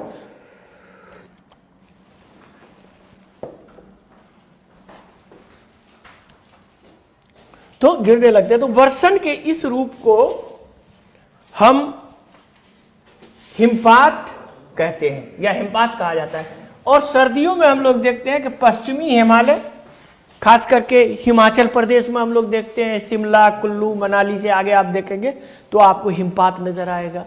उसी तरह से जम्मू कश्मीर का गुलमर्ग, सोनमर्ग, ये सारा एरिया में आप देखेंगे तो हिमपात आपको जबरदस्त होता है। तो ये आपको हिमपात होता है। इसके अतिरिक्त हम देखेंगे तो मध्य और उच्च अक्षांश क्षेत्रों में, जैसे कि आप देखेंगे तो जो स्कैंडिनेवियन कंट्री है, उसी तरह से कनाडा का जो लॉरेंसियन से एरिया है वो एरिया आप देखेंगे तो उस एरिया में आप देखेंगे तो हिमपात आपको नजर आएगा। खास करके आप देखेंगे लंदन में, पेरिस में, तो उधर भी आपको ठंडी के मौसम में जबरदस्त हिमपात होता है। तो हिमपात इस तरह से आपको होता है।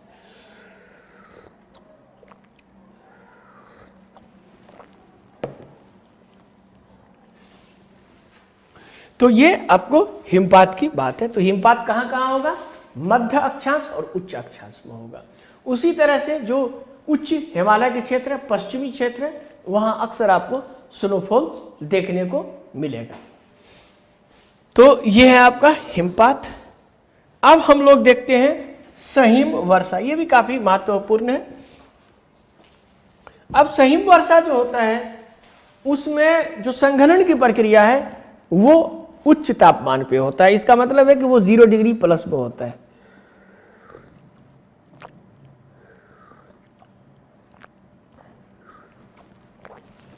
यानी वो आपका 0 डिग्री प्लस में होता है।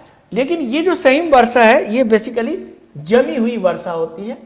यानी ये जमी हुई वर्षा होती है। यह तब होता है जब वायु की ठंडी परत, जब वर्षा जो है वायु की ठंडी परत से गुजरती हुई पानी की बूंदें जमकर ठोस हो जाती है और धरातल पर गिरती है। इसके परिणाम स्वरूप बर्फ के ठोस कण का निर्माण होता है और सामान्यतः यह पानी की बूंदें और छोटे छोटे ठोस बर्फ की गोलियों का मिश्रित रूप आपको नजर आएगा। इस तरह से आप देखें तो यहां जो मैंने आपको बताया था,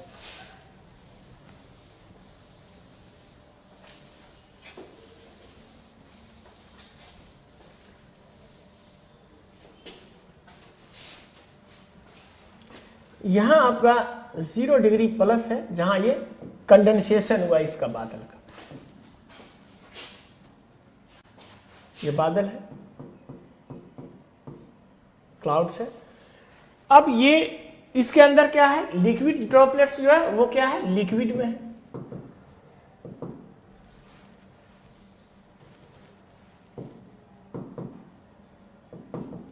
लिक्विड वाटर के रूप में है ये बादल में।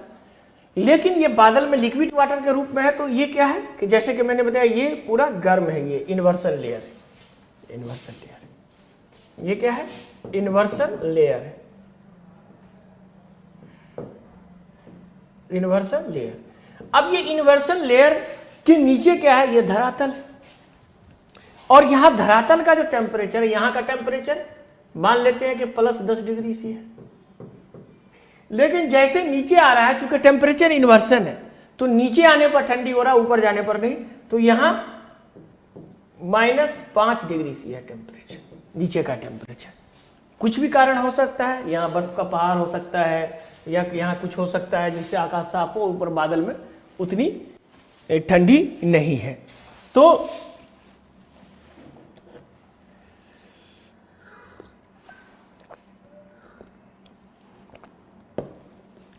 अब इसको देखेंगे तो जैसे ही यहां होगा तो इसका जैसे कि ड्रॉपलेट लगभग 5 मिलीमीटर का होता है, तो यहां तो वर्षा के रूप में आया, ऐसे ऐसे जल की बूंद के रूप में। लेकिन जैसे ही ये इन्वर्सन लेयर क्रॉस किया तो ये बर्फ बन गया, ये बर्फ बन गया, ये भी बर्फ बन गया।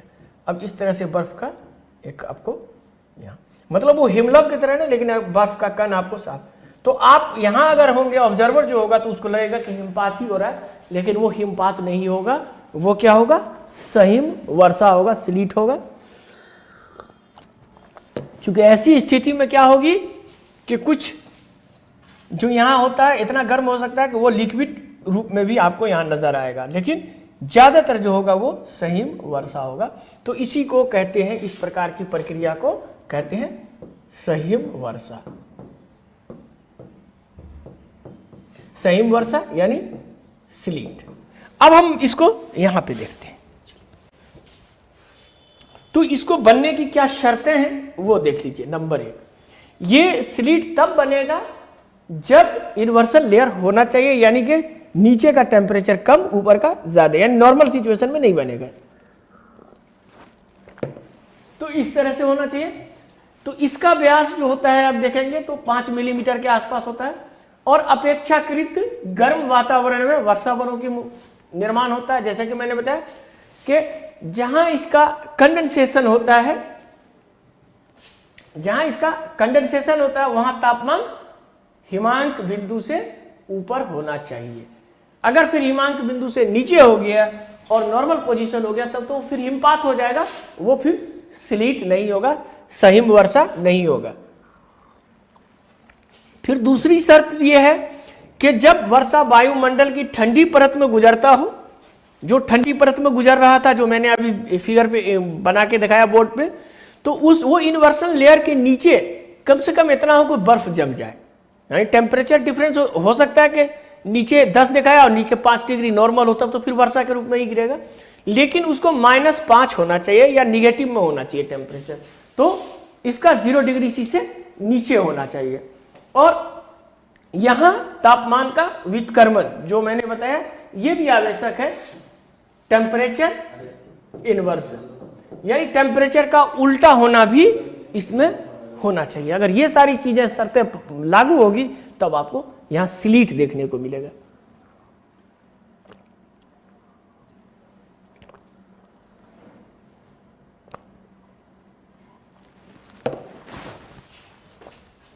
तो ये आपको स्लीट देखने को मिलेगा। तो वही फिगर जो मैंने बताया था वो यहां भी है, आप देख सकते हैं ये फिगर।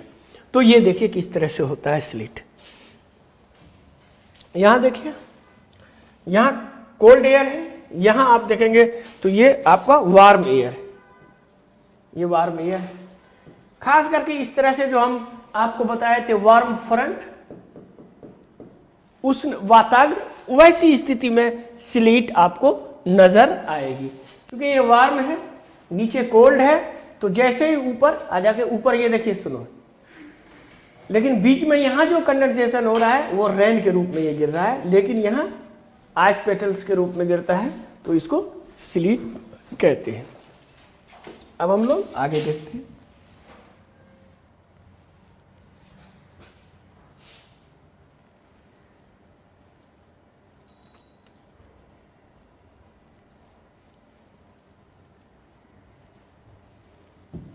अब हम लोग ओलापात की बात करते हैं।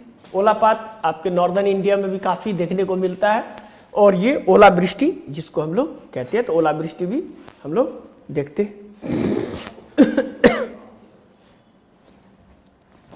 तो ओलावृष्टि क्या होता है कि बर्फ का टुकड़ा या छोटा गोला, मतलब गोला के टाइप का आपको बर्फ का टुकड़ा हो जाता है, जिसका व्यास 5 से लेकर 50 मिलीमीटर तक होता है। काफी बड़ा बड़ा भी आपको मिलेगा, इसीलिए वो काफी होता है। और ये खास करके नॉर्दर्न इंडिया में जब इस तरह की ओलावृष्टि होती है तो फसलों को काफी नुकसान पहुंचता है किसानों को। नॉर्दर्न इंडिया में देखेंगे तो इस तरह की जब ओलावृष्टि होती है तो बहुत फसलों को नुकसान पहुंचता है। तो ये होता है जो अलग अलग रूप में सम्मिलित होकर विभिन्न आकारों का जो पिंड होता है वो एक गोला के रूप में धरातल पर गिरता है, तो इसको ओला कहते हैं। ये 2 तरह से होता है, या तो कुछ आपको ट्रांसपेरेंट नजर आएंगे, कुछ ट्रांसलूसेंट यानी पारदर्शी और पारभासी, ये दोनों हो सकते हैं। पारदर्शी भी हो सकते हैं और पारभासी भी हो सकते हैं। और ये एक दोनों की आप देखेंगे तो श्रृंखला रूप में ये बनता है। इसको समझने के लिए ये बनता कैसे है, इसके लिए ये फिगर है, बहुत ही आसानी से आप इसको समझ सकते हैं कैसे ओलावृष्टि बनता है। तो देखिए, ये जैसा कि मैंने बताया कि जब आप ऊपर जाते हैं, आसमान में जाते हैं, तो धीरे धीरे नॉर्मल आप जाते हैं तो 6 किलोमीटर या 5 किलोमीटर के ऊपर एक फ्रीज जोन हो जाता है, यानी उसके ऊपर जाएंगे तो बर्फ जमने लगेगा। चाहे आपका पहाड़ हो या कोई भी ऊंचा स्थान हो, जो अगर 6 किलोमीटर या 5 किलोमीटर ऊंचा आप कर दें तो उसमें आपको बर्फ जमने लगता है। तो इसी तरह से इसको हम यहाँ देख ले तो और क्लियर तरीके से आप समझेंगे।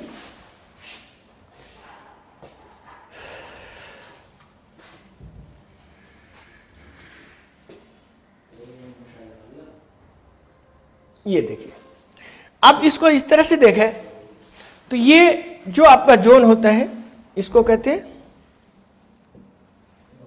Freeze zone. यानी इसके ऊपर जो भी होगा वो इतना ज्यादा ठंड होगा कि वो जम जाएगा, इसके नीचे नहीं जमेगा। यानी यहां आपको वाटर ड्रॉपलेट्स है, वाटर ड्रॉपलेट्स है, वाटर ड्रॉपलेट्स है ये सारा।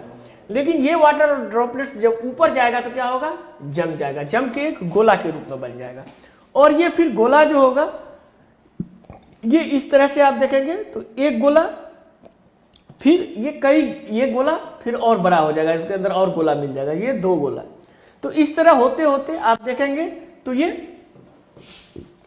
काफी इनसर्किल होगा। तो पहला क्या होगा, नंबर 1 कि जो रेन ड्रॉप्ड होगा ये आपको ऊपर चला जाएगा, ऊपर जाके ठंडा हो जाएगा। और ये ठंडा होने के बाद फिर ये 3 गोला मिलके, ये 1 गोला 2 गोला 3 गोला, ये तीनों गोला मिलके एक बड़ा सा गोला बनाएगा। यानी आप देखेंगे इतना लार्ज बड़ा गोला बनाएगा कि वो अब होल्ड नहीं होगा, ग्रेविटी उसको खींच लेगी। और यही ग्रेविटी खींचेगी तो यही आपको जमीन पर जब गिरेगा तो एक काफी ओला के, काफी मोटा बड़े बड़े पत्थर के रूप में आपको जमीन पर गिरता हुआ नजर आता है। तो इस प्रकार की जो वृष्टि होती है उसको ओला वृष्टि या ओलापात कहते हैं हिंदी में।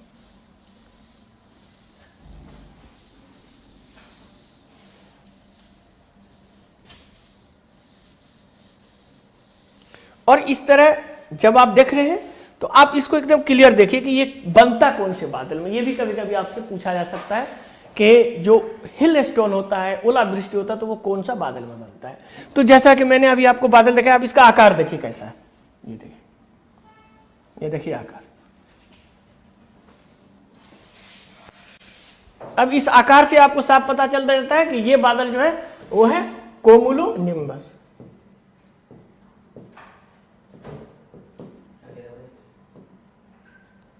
तो ये कोमुलोनिम्बस बादल है। तो कोमुलोनिम्बस बादल में इस प्रकार के ओलावृष्टि होती है। ओलावृष्टि तो जैसे ही इस तरह का बादल आपको दिखाई देगा आसमान में तो आप समझेंगे कि इससे ओलावृष्टि हो सकता है और इससे भारी रेन भी होता है, वर्षा भी होती है। तो ये भारी वर्षा भी हो रही है और साथ में मोटे बड़े बड़े पत्थर भी गिर रहे हैं। आप देखे होंगे नॉर्दर्न इंडिया में इस तरह से आप देखे होंगे। तो ये जो होता है ये आपके खेतों को काफी नुकसान पहुंचाता है इस तरह का। तो आप देख लीजिए, ये देखिए इस तरह का होता है। यानी इसमें देखिए कई गोला आपको मिलके एक इस तरह का। तो ये देखिए, ये अक्सर ये खेतों में आपको जिस तरह से आप देखेंगे फसल को काफी नुकसान पहुंचाता है और इस तरह के गोले आपको नजर आते हैं। तो ये ओलावृष्टि है।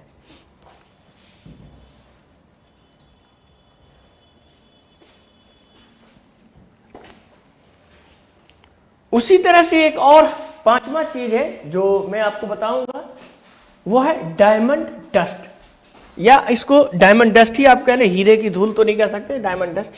तो ये अक्सर होता क्या है कि उच्च अक्षांशों पे जब हम लोग देखेंगे तो इस प्रकार की मिलेगा। जो उच्च अक्षांश पे जाते हैं जहां काफी टेम्परेचर कम होता है, यानी कि -40 डिग्री तक, तो डायमंड डस्ट जिसे बर्फ की सुई के रूप में भी कहते हैं, यानी बर्फ की सुई में बहुत महीन महीन बर्फ का आपको सुई नजर आएगा इस एरिया में, तो इसके रूप में भी जाना जाता है। इसका तापमान जो होता है डायमंड डस्ट बनने के लिए आपको -40 डिग्री सेल्सियस होने पर, कि उस एरिया में -40 डिग्री हो जाता है। तो हम लोग जानते हैं जो अभी हमारे सामने ये आप देख रहे हैं, यहाँ भी कुछ ना कुछ वाटर्स है, ह्यूमिडिटी है, कुछ ना कुछ ह्यूमिडिटी है, अभी बारिश हो रही है।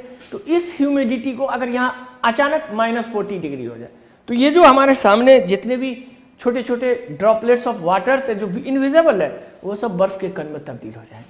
और जब बर्फ के कण में तब्दील हो जाएंगे यानी बदल जाएंगे, चेंजेस हो जाएंगे, तो वो छोटा छोटा जिस तरह से एक सुई होता है आप देखते हैं, तो वो सुई के टाइप से आपको घूमता हुआ नजर आएगा। और चूंकि ये उच्च अक्षांश होता है तो यहाँ आसमान भी साफ होता है, तो वहाँ सूरज की किरणें जब उस पर पड़ती है तो इतना खूबसूरत लगता है देखने में। तो वो देखने में लगता है कि जैसे कि हीरा का धूल, डायमंड डस्ट, क्योंकि हल्का सा चमकता रहता है, तो वो डायमंड डस्ट के रूप में कहते हैं। तो ये देखेंगे वायु में थोड़ी अधिक नमी यानी हल्की सी भी नमी होता है तो इसका निर्माण होता है। तो इस प्रकार का जो प्रक्रिया होता है उससे ये डायमंड डस्ट बनता है। तो प्रिसिपिटेशन में हम लोगों ने क्या क्या देखा, वर्षा देखा, उसके बाद हम लोगों ने देखा हिमपात, उसके बाद हम लोगों ने देखा सहिम वर्षा, फिर हम लोगों ने देखा ओलावृष्टि और फिर ये पांचवा डायमंड डस्ट। तो इसको इस तरह से देखिए, ये बेसिकली उच्च अक्षांश में इस तरह का है। तो सूरज पड़ता है और ये सब एरिया में आप देखेंगे तो आपको वो दिखाई देगा। अब हम लोग वर्षा पे आते हैं, ये सारे प्रकार तो हम लोगों ने देखा। अब देखते हैं कि वर्षा जो है वो किस प्रकार से होता है और वर्षा बढ़ने की क्या क्या विधियां हैं उस पे हम लोग चर्चा कर लेंगे।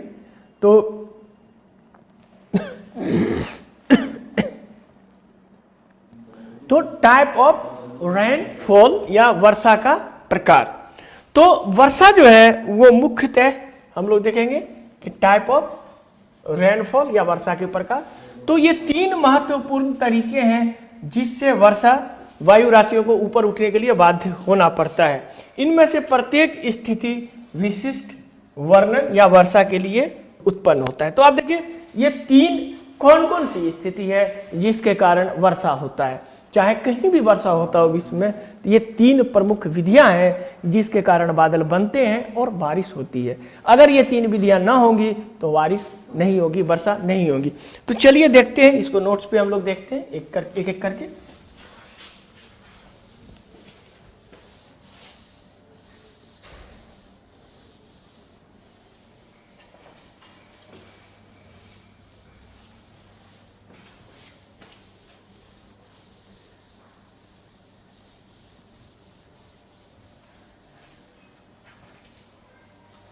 अब देखिए कैसे होता है। तो जितनी भी, जैसा कि मैंने बताया, वर्षा कैसे होता है, जब वायु राशि ऊपर जाती है और वायु राशि की आर्द्रता क्या होता है, संघनित होकर वर्षा करता है, सीधा बात है। तो वायु राशि जो है वाष्पीकरण होके कंडेंसेशन होगा और कंडेंसेशन होने के बाद तो वो ऊपर जाने के लिए बाध्य कैसे हो सकता है। तो तीन परिस्थितियां हो सकती हैं। नंबर एक तो कन्वेक्शनल होता है कि अचानक एक गर्म वायु है ऊपर चला गया, तो ऊर्ध्वाधर दिशा में जैसे ही ये कोई, आप ये समझ लें ये कोई जल का राशि है, ये जल है और ये ऊपर से इवोपरेट हुआ, इवोपरेट होके ऊपर गया और ऊपर होके आपको बादल बनाया। तो इस प्रकार का वर्षा जो होता है वो संवहनीय वर्षा होता है, ऐसे गया यहाँ बादल बना के फिर से बारिश हो गया और फिर से, तो इस प्रकार की वर्षा होता है संवहनीय। तो ये नंबर एक में संवहनीय वर्षा होगा। दूसरी स्थिति तब पैदा होगी कि ये जो बादल है या कोई भी चीज है इसको पवन द्वारा ले जाया गया। अब ये पवन द्वारा ले जाया जा रहा है, रास्ते में कोई बड़ी चीज आ गई, अब ये सीधा नहीं जाके अब ये ऊपर चला जाएगा। तो ये जो रास्ते में कोई चीज आया ये पर्वत होता है, अब ये पर्वत ऊपर चला गया तो यहाँ बादल बन गया और यहाँ बारिश कर दी। इस एरिया में सूखा था, जैसा कि मैंने अभी एक वीडियो में आपको दिखाया था कि यहाँ तो बादल काफी था और यहाँ जाने के बाद बादल आपका गायब हो जाता था एडियाबैटिक की वजह से। तो अब ये एरिया सूखा पड़ जाएगा और यहाँ बारिश होगी। तो इस प्रकार का जो वर्षा होगा वो दूसरा पर्वतकृत वर्षा, या इसको इंग्लिश में कहते हैं ओरोग्राफिक रेन।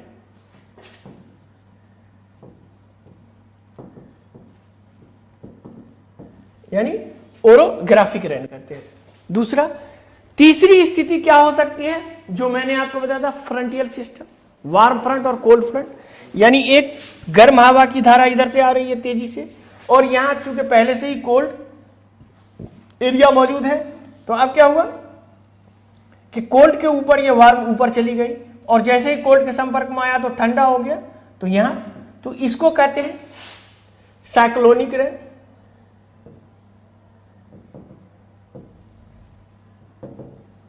या चक्रवातीय वर्षा या फ्रंटियल रेन भी इसको कहा जाता है, या वाताग्र वर्षा भी इसको कहा जाता है। तो ये 3 तरीके हैं आपको वर्षा होने के पूरे विश्व में। तो संवहनीय वर्षा जो होता है वो इक्वेटोरियल क्षेत्र में होता है, ट्रॉपिकल क्षेत्र में होता है, और फ्रंटियल रेन जो होता है वो मिड लैटिट्यूड, उच्च अक्षांश, या फिर आपको सब ट्रॉपिकल रीजन में होता है। उसी तरह से जो पर्वतीय वर्षा होता है, तो जहां जहां बड़ी बड़ी पर्वत श्रृंखलाएं हैं वहां पर्वतीय वर्षा होती है। तो चलिए इसको हम लोग एक एक करके देखते हैं, ये आपको एक एक करके। तो पहला है संवहनीय वर्षा। तो संवहनीय वर्षा में आप देखेंगे तो उष्ण कटिबंधीय क्षेत्र में, जैसा कि मैंने बताया था, ये ट्रॉपिकल क्षेत्र में होता है। उष्ण कटिबंधीय क्षेत्र में पृथ्वी अत्यधिक गर्म होगी, तो गर्म होगी तो ऊपर चला जाएगा। तो इस तरह से ऊर्ध्वाधर वायु की धारा उत्पन्न होती है, और ये वायु धारा जो है वायुमंडल के उच्च स्तर पर उठा देती है, और इस प्रकार आर्द्र वायु का तापमान वहां औशांक के नीचे गिरता है, और फिर वर्षा बादल बनता है, और फिर गरज चमक के साथ वर्षा होता है। इस प्रकार की वर्षा संवहनीय वर्षा कहा जाता है। और ये अक्सर ये क्वेश्चन आपको यूपीएससी में 1-2 बार पूछ चुका है कि विषुवतीय क्षेत्र में प्रतिदिन दोपहर में वर्षा होती है। यानी आप विषुवतीय क्षेत्र में देखेंगे जो आपका इक्वेटोरियल रीजन है, तो प्रतिदिन दोपहर के लगभग में वर्षा होती है। यानी आप इक्वेटोरियल क्षेत्र में होंगे, जो इक्वेटर पे जो कंट्री है वहां अगर आप जाएंगे तो आप सुबह में उठेंगे तो एकदम आसमान साफ, बहुत ही अच्छा, बहुत गर्म। उसके बाद 12 बजते बजते तक देखेंगे बादल लगना शुरू हो जाता है, काफी गर्मी होती है, बादल लगना शुरू हो जाता है, और 2 बजते बजते तक फिर जम के वर्षा भी होना शुरू हो जाता है। तो ये जो वर्षा होता है वो संवहनीय वर्षा होता है, वो इस तरह से होता है। इस तरह से आप देखेंगे, अगर लैंड पे है तो जो मैंने बताया था कि पार्सल का लेवल, कंडेंसेशन यहां हुआ, ऊपर गया, बादल बनना शुरू हुआ। अगर कोई सागर में है, कोई द्वीप है, तो वहां इस तरह से अपलिफ्ट होके वर्षा शुरू हो जाता है। तो इस प्रकार की जो वर्षा होती है वो आपको संवहनीय वर्षा कहलाती है, या जिसको कहते हैं कन्वेक्शनल रेन, या जिसको ये कन्वर्जिंग विंड की वजह से होता है। तो इस तरह से आप देख सकते हैं संवहनीय वर्षा, जिसको कन्वेक्शनल रेन कहते हैं। दूसरा है ओरोग्राफिक रेन, या जिसको हम लोग कहते हैं पर्वतीय वर्षा। पर्वतीय वर्षा में जैसा कि मैंने अभी आपको बताया,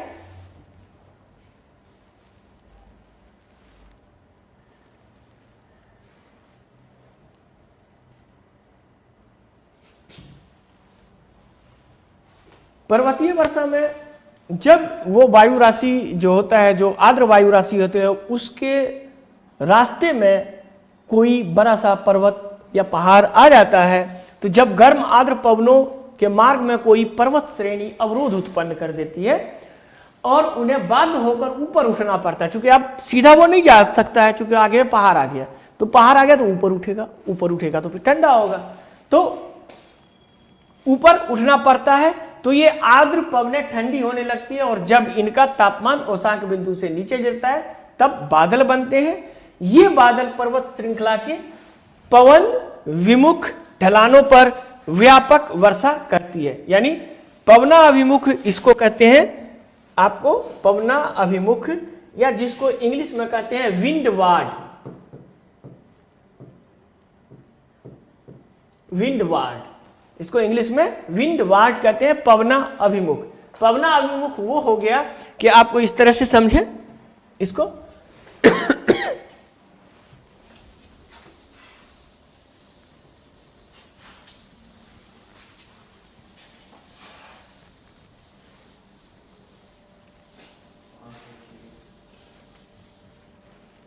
यानी पहाड़ है और इधर से बादल आ रहा है, और चूंकि हवा यहां आ रहा है तो ये हवा को ऊपर, तो ये हो गया आपको विंडवार्ड, विंडवार्ड। और जब यहां आके बादल समाप्त हो जाता है और फिर इधर नीचे हवा उतरने लगती है, तो यहां बहुत कम हवा, तो इसको कहते हैं लीवार्ड, लीवार्ड। ठीक है, तो ये आपका होता है, तो यही पवना अभिमुख जो होता है उसके ढलानों पर, पवनाभिमुख ढलानों पर व्यापक वर्षा करती है। जब ये पवनें पर्वत श्रृंखला को पार करके दूसरी ओर चली जाती है तो पवन विमुख, ये अभिमुख है और ये विमुख है, यानी ठीक उसका उल्टा, इसको कहते हैं हम लोग लीवार्ड। लीवार्ड तो यहां आपको वो पूरा शुष्क हो जाता है, वहां वर्षा नहीं करती है। अब नॉर्मल हम देखेंगे इस तरह का जो है वो डिफरेंट जहां भी विश्व में पर्वत श्रृंखला है वहां आपको इस तरह का नजर आएगा कि जहां वो पवन से टकराती है तो आपको काफी बारिश होता है और उसके पीछे काफी ड्राई होता है। तो पवनाभिमुख ढलानों के क्षेत्र में वृष्टि छाया क्षेत्र कहा जाता है, यानी जो हमने अभी लीवार्ड बताया था उसको रेन शैडो एरिया कहा जाता है या वृष्टि छाया क्षेत्र कहा जाता है। तो भारत में हम देखेंगे, जो हम लोग जानते हैं कि भारत में सबसे ज्यादा वर्षा मेघालय में होता है, उसका नाम ही मेघालय से मेघालय पड़ा है, वहाँ हमेशा बादल छाया रहता है। तो उसकी बनावट इस तरह से है कि वो पहाड़ियों से ऐसा घिरा हुआ है कि जैसे ही बंगाल की खाड़ी से कोई भी हवा आती है वहाँ ऊपर उठ के बारिश कर देती है। तो यही आप देखेंगे, तो जैसे कि हम देखेंगे कि चेरापूंजी एक प्रसिद्ध उदाहरण है आपका। भारत के मेघालय में खासी पहाड़ियों दक्षिणी सीमांत स्थित चेरापूंजी पर्वतकृत वर्षा का सबसे बेस्ट एग्जाम्पल है, प्रसिद्ध एग्जाम्पल है। तो इसको हम इस तरह से भी देख सकते हैं। ये देखिए विंडवार्ड, माउंटेन और ये लीवार्ड एरिया, इस तरह से इसको हम एक और बेस्ट तरीके से आपको यहां मैं दिखाता हूं ये किस तरह से होता है ओरोग्राफिक रेंज। ये काफी आपको इससे बहुत ही अच्छा, ये देखिए एक सिंपल तरीके से आप सोचिए कि इसमें कैसी ओरोग्राफिक रेंज की क्या क्या स्थितियां हो सकती है। नंबर 1 में उसके आसपास, जैसे कि मैंने बताया कि मेघालय का अगर आप एग्जाम्पल लेंगे तो वहां क्या है, बंगाल की खाड़ी है, तो यहां आपको एक महासागर होना चाहिए। तो ओशन नंबर 1 में महासागर होगा। नंबर 2 में पवन भी होना चाहिए। अगर पवन नहीं होगा तो फिर ऐसे कैसे लाएगा इसके पहाड़ के पास, तो वहां से पवन भी उसको लेके चलना चाहिए। और नंबर 3 में एक पहाड़ होना चाहिए, एक अवरोध होना चाहिए पर्वतीय कृत वर्षा के लिए। तो अब इसको आगे हम लोग देखें तो अब क्या होगा, इससे इवेपोरेशन होगा और इवेपोरेशन होके क्या होगा कि इसको बादल को ये इधर धकेलेगा। तो अब इसको इधर धकेलने के बाद हम देखेंगे कि ये बादल ऊपर जाएगा, चूंकि आप सीधा यहां नहीं जा सकता तो ऊपर जाएगा। और जब ये ऊपर जाएगा तो फिर क्या होगा, ये आपको रेन करेगा, बारिश करेगा। और जब बारिश करेगा तो फिर ये आपको इधर से, अब इसको इस तरह से देख सकते हैं, इस तरह से देख सकते हैं। अब ये देखिए ये वर्षा कर रहा है, अब इधर पूरा ड्राई एयर आ जाता है, ये पूरा ड्राई एयर आ गया।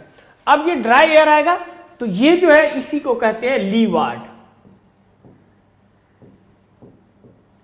इसको लीवार्ड कहा जाता है। और यहां जो जम के वर्षा हो रही है यहां आपको काफी हरियाली नजर आएगी, अच्छा खासा आपको फॉरेस्ट भी नजर आ सकता है। तो फॉरेस्ट भी नजर आ सकता है। तो ये आपका, तो इसको कहते हैं विंडवार्ड। ये विंडवार्ड हो जाएगा। तो यहां आपको बारिश होगा और यहां फिर जैसा कि मैंने अभी दिखाया था एक एनिमेशन में कि यहां आके बादल गायब हो जाता, चूंकि यहां आने के बाद फिर वो गर्म हो जाता है और फिर वो, तो यहां बारिश होगी नहीं, पूरा आपको सूखा एरिया मिलेगा, ड्राई और एरिड जोन आपको इस तरह से मिलेगा।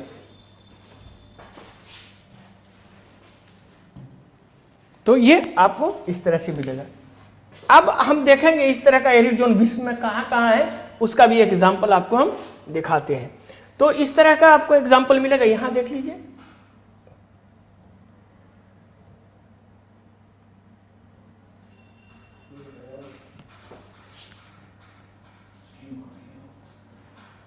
तो ये ड्राई एयर था, अब यहां देख,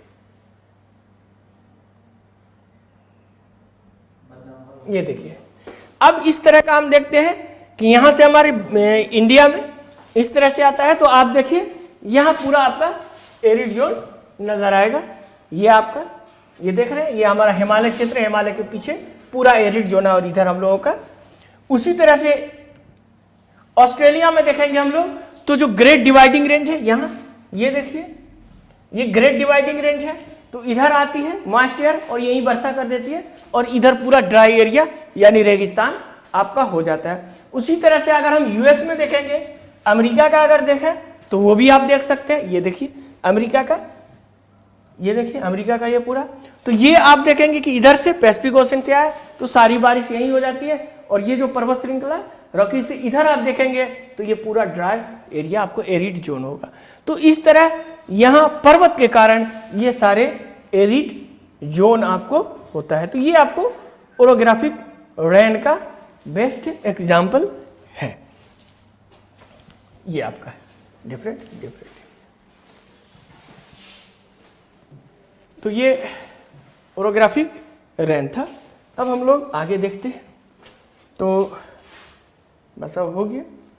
तो अब हम लोग को थोड़ा सा बचा हुआ अभिसरण, या जिसको कहते हैं चक्रवातीय वर्षा, या जिसको हम लोग फ्रंटियल रेन कहते हैं, उस पर चर्चा करते हैं। तो उसमें हम लोग आपको जैसे कि मैंने बताया था कि warm front, cold front, occluded front और स्टेशनरी फ्रंट, ये 4 फ्रंट बताया था। तो नॉर्मल ये जो फ्रंटियल सिस्टम है, ये मिड लैटिट्यूड या टेम्परेट जोन में जो बारिश होती है उसका सब का कारण यही है फ्रंटियल रेन, या इसको अभिसरण या चक्रवाती वर्षा कहते हैं। यह तब होता है जब वायु की धाराएं अभिसरित होकर ऊपर उठती है और उष्णकटिबंधीय क्षेत्र में जब विपरीत विशेषताओं वाली वायु राशियां मिलती है तो उनमें लगभग ऊर्ध्वाधर उत्थान होता है, जिससे संवहन की प्रक्रिया होती है। संवहन की गतिविधि अक्सर वाताग्रों के साथ होती है जहां संबंधित हवा तापमान काफी अलग अलग होता है। जैसे कि आप इसको इस तरह से समझें, इस तरह से समझें, इस तरह से समझे बहुत ही इजी तरीके से कि नॉर्मल होता क्या है कि हम लोग जानते हैं कि उष्णकटिबंधीय क्षेत्र में तो आपको संवहनीय वर्षा थी, मतलब ऐसे गया ऊपर बादल हुआ फिर बारिश हुआ, तो संवहनीय वर्षा। लेकिन अगर यहाँ विंड है और ये इसको ऊपर ले गया और यहाँ कोई पहाड़ नहीं है, तो जब यहाँ से ये नम हवा ऊपर जाती है और यहाँ कोल्ड एयर है तो उसके ऊपर जाके ये चक्रवाती वाली हो जाती है, मिड लैटिट्यूड या उससे ऊपर आप जाते हैं तो वहां जो वर्षा होती है, अब ये क्या हो गया, ये नम हवा था ये ऊपर चला गया, ऊपर जाके ठंडा हो गया, और ये कोल्ड था तो यहाँ वर्षा होना शुरू हो गया। तो इस प्रकार की वर्षा जो है वो आपको चक्रवाती वर्षा कहलाती है बेसिकली, आप देखेंगे तो इस तरह से अगर हम देखें तो ये नॉर्मल ऐसा होता है कि जब विभिन्न घनत्व वाली 2 वायु राशि, जैसा कि मैंने बताया कि 2 वायु राशि, एक कोल्ड और एक वार्म है, दोनों टकराता है तो एक वायु राशि ऊपर चली जाती है और गर्म और आर्द्र वायु राशि ऊपर ठंडी होकर ऊपर चढ़ जाती है। ऐसी स्थिति में क्या होता है कि जब ऊपर चली जाएगी तो क्या होगा, कंडेंसेशन होगा, और वो आर्द्र था तो उससे वर्षा आपको उत्पन्न होगा, तो इससे बादल बनती है और जिसके परिणाम स्वरूप व्यापक वर्षा होती है। यहाँ आपको इस तरह के वर्षा में बिजली का गरज चमक भी काफी देखने को मिलेगा, और इस प्रकार के वर्षा को वाताग्री वर्षा, जिसको हमने आपको कहा था कि फ्रंटियल रेन, चूंकि ये वाताग्र यानी कि फ्रंट जो होता है उसी से बनता है, इसलिए इसको फ्रंटियल रेन भी कहते हैं, ये फ्रंट से बनता है तो इसको फ्रंटियल रेन भी कहते हैं। अब हम लोग इसी में देखेंगे आगे कि वर्षा का वितरण। तो अभी हम लोगों ने देखा कि वर्षा के कितने प्रकार थे, तो 3 प्रकार हम लोगों ने देखा। इससे पहले हमने देखा कि वर्षण क्या होता है, उस पर भी हम लोगों ने चर्चा किया। अब हम वैश्विक स्तर पे देखेंगे, चूंकि ये वाटर ऑफ एटमॉस्फेयर में है तो ये वाटर साइकिल जो होता है, तो हम जानते हैं कि 70% जो हमारा अर्थ है उस 70% क्या है, पानी है हमारे अर्थ पे। तो नॉर्मल जो होता है वर्षा का, अगर हम वैश्विक स्तर पे देखें तो सबसे ज्यादा वर्षा महासागर में होता है। लेकिन अगर हम इसको वैश्विक स्तर पे देखें इस वर्षण के वितरण को, तो इस प्रकार हम इसको देख सकते हैं, इस प्रकार हम देख सकते हैं।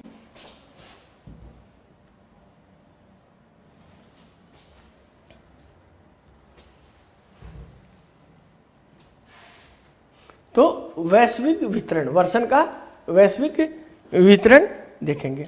तो होता क्या है कि हम देखेंगे कि पूरे वितरण जो है प्रादेशिक स्तर पे विश्व में वर्षन का वितरण अलग अलग है। जैसे कि आप जानते हैं तो कहीं क्या है कि ड्राई लैंड है, कहीं पे आप देखेंगे तो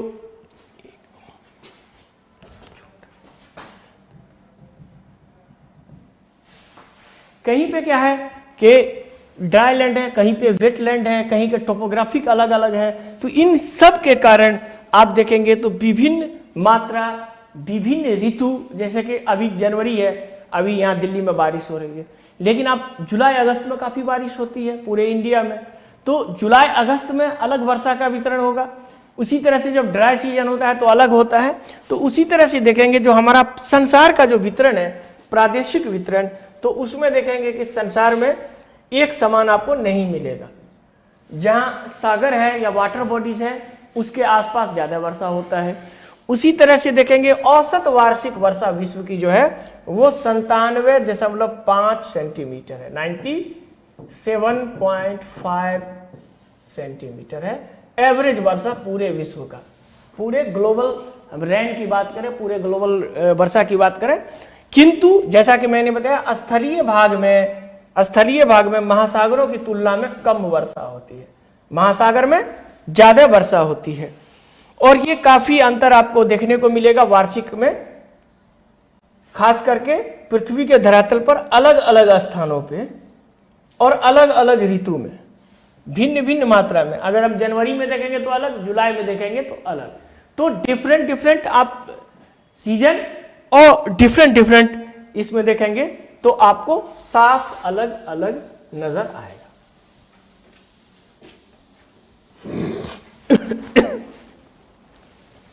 इसी में हम लोग एक आगे देखते हैं, इसी का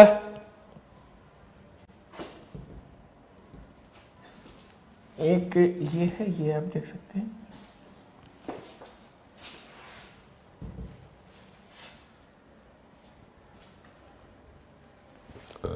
ये देखिए जनवरी का इसका है, ये देखिए जैसे अभी जनवरी चल रहा है तो जनवरी के मौसम में देखिए वर्षा का। अब ये देखिए ये मिलीमीटर पर मंथ है, तो ये असल आपका एनिमेशन है। तो जनवरी फरवरी सबका अलग अलग है। तो आप ये देख लें, अगर जनवरी मंथ से हम इसका शुरू करें तो ये देखिए 200 और ये 0। तो अब देखिए ये सब एरिया 0 वाला है, ये सब एरिया 200 वाला है। तो आप देखिए जो भी सागर है वहां ज्यादा वर्षा हो रही है। यहाँ देखिए यहाँ कितना वर्षा हो रही है, यहाँ कितना वर्षा हो रही है, यहाँ कितनी वर्षा हो रही है। और ये पूरा जो है अब यहाँ नहीं हो रहा है, यहाँ भी नहीं हो रहा है, ये डिजर्ट एरिया है ये पूरा। यहाँ आपको इसलिए नहीं दिखाई दे रहा कि ये जनवरी है। अगर आप जुलाई का देखेंगे तो आपको यहाँ ये नजर आ जाएगा। ये एनिमेशन नया है, यहाँ एनिमेशन इसका फिगर दिखाई नहीं दे रहा है इस वजह से। तो आप इस तरह से ये वैश्विक वर्षा का वितरण है। अब हम लोग इसके आगे देखेंगे जो हमारा नेक्स्ट होगा। ये चूंकि अब हमारा ये क्लाइमेटोलॉजी समाप्त हो गया। क्लाइमेटोलॉजी में हम लोगों ने पूरा बादल का पढ़ा, बादल का वितरण पढ़ा, एटमॉस्फेयर पढ़ा। तो अब हम लोग क्लाइमेटोलॉजी से ही जुड़ा हुआ 2 चैप्टर और हम लोगों को पढ़ना है। क्लाइमेटोलॉजी नहीं है वो, लेकिन वो ओशेनोग्राफी है। तो जैसा मैंने बताया था कि जो फिजिकल ज्योग्राफी है ये काफ़ी बड़ा पोर्शन होता है वर्ल्ड ज्योग्राफी का, जिसमें आपको पढ़ना पड़ता है फिजिकल ज्योग्राफी में जियोमॉर्फोलॉजी, क्लाइमेटोलॉजी और ओशेनोग्राफी। तो ये क्लाइमेटोलॉजी हमारा समाप्त हुआ, अब ओशेनोग्राफी होगा। और उसके बाद फिर हम लोग ह्यूमन ज्योग्राफी में चलेंगे। और खास करके ह्यूमन ज्योग्राफी में हम लोग देखेंगे कि मानव विकास क्या होता है, माइग्रेशन क्या होता है, और फिर उसके बाद हम लोग इकोनॉमिक में खास करके ह्यूमन डेवलपमेंट, माइग्रेशन, उसके बाद सेटलमेंट पैटर्न, ये सारी चीज़ें काफ़ी महत्वपूर्ण हैं। तो चलिए इसमें हम लोग आगे अब देखते हैं। तो ये तो हो गया। अब इसी के आगे हमारा जो लास्ट और नेक्स्ट होगा वो महासागरीय जल। ये होगा हमारा नेक्स्ट जो होगा वो होगा महासागरीय जल। तो चलिए महासागरीय जल पे थोड़ा सा हम चर्चा कर दें। और आप लोग को जैसा कि मैंने बताया था कि इस सब के लिए सिर्फ और सिर्फ एक ही बेसिक बुक पढ़नी होगी, वो एनसीईआरटी की है। एनसीईआरटी का कौन सी बुक है? तो मैंने बताया था fundamentals of physical geography English में, और भौतिक भूगोल के मूल सिद्धांत हिंदी में आता है। ये 11वीं क्लास की होती है। तो 11वीं क्लास की एनसीईआरटी आप पढ़ेंगे तो जीएस के लिए हम समझते हैं बेस्ट है, ज़्यादा इधर उधर जाने की ज़रूरत आपको नहीं पड़ेगी और आसानी से आपका पीटी निकलेगा। उसके अतिरिक्त आप लोग टेस्ट भी दें, जैसे कि अगर हमारा एक यूनिट समाप्त हो जाता है तो उस एक यूनिट का आप लोग टेस्ट दें, और टेस्ट के आधार पे या फिर जैसे कि हमारा पूरा फिजिकल ज्योग्राफी खत्म हो जाता है तो फिजिकल ज्योग्राफी का आप टेस्ट दें, उससे आपको ये अंदाजा होगा कि इसमें क्या है। फिर उसके बाद आप हमसे डिस्कशन करें कि सर ये क्वेश्चन का कैसे ये आंसर हुआ, तो फिर उसमें और आपको क्लियरिटी आएगी। ठीक है, उसके अतिरिक्त हम मटेरियल आपको जरूर प्रोवाइड करवाएंगे।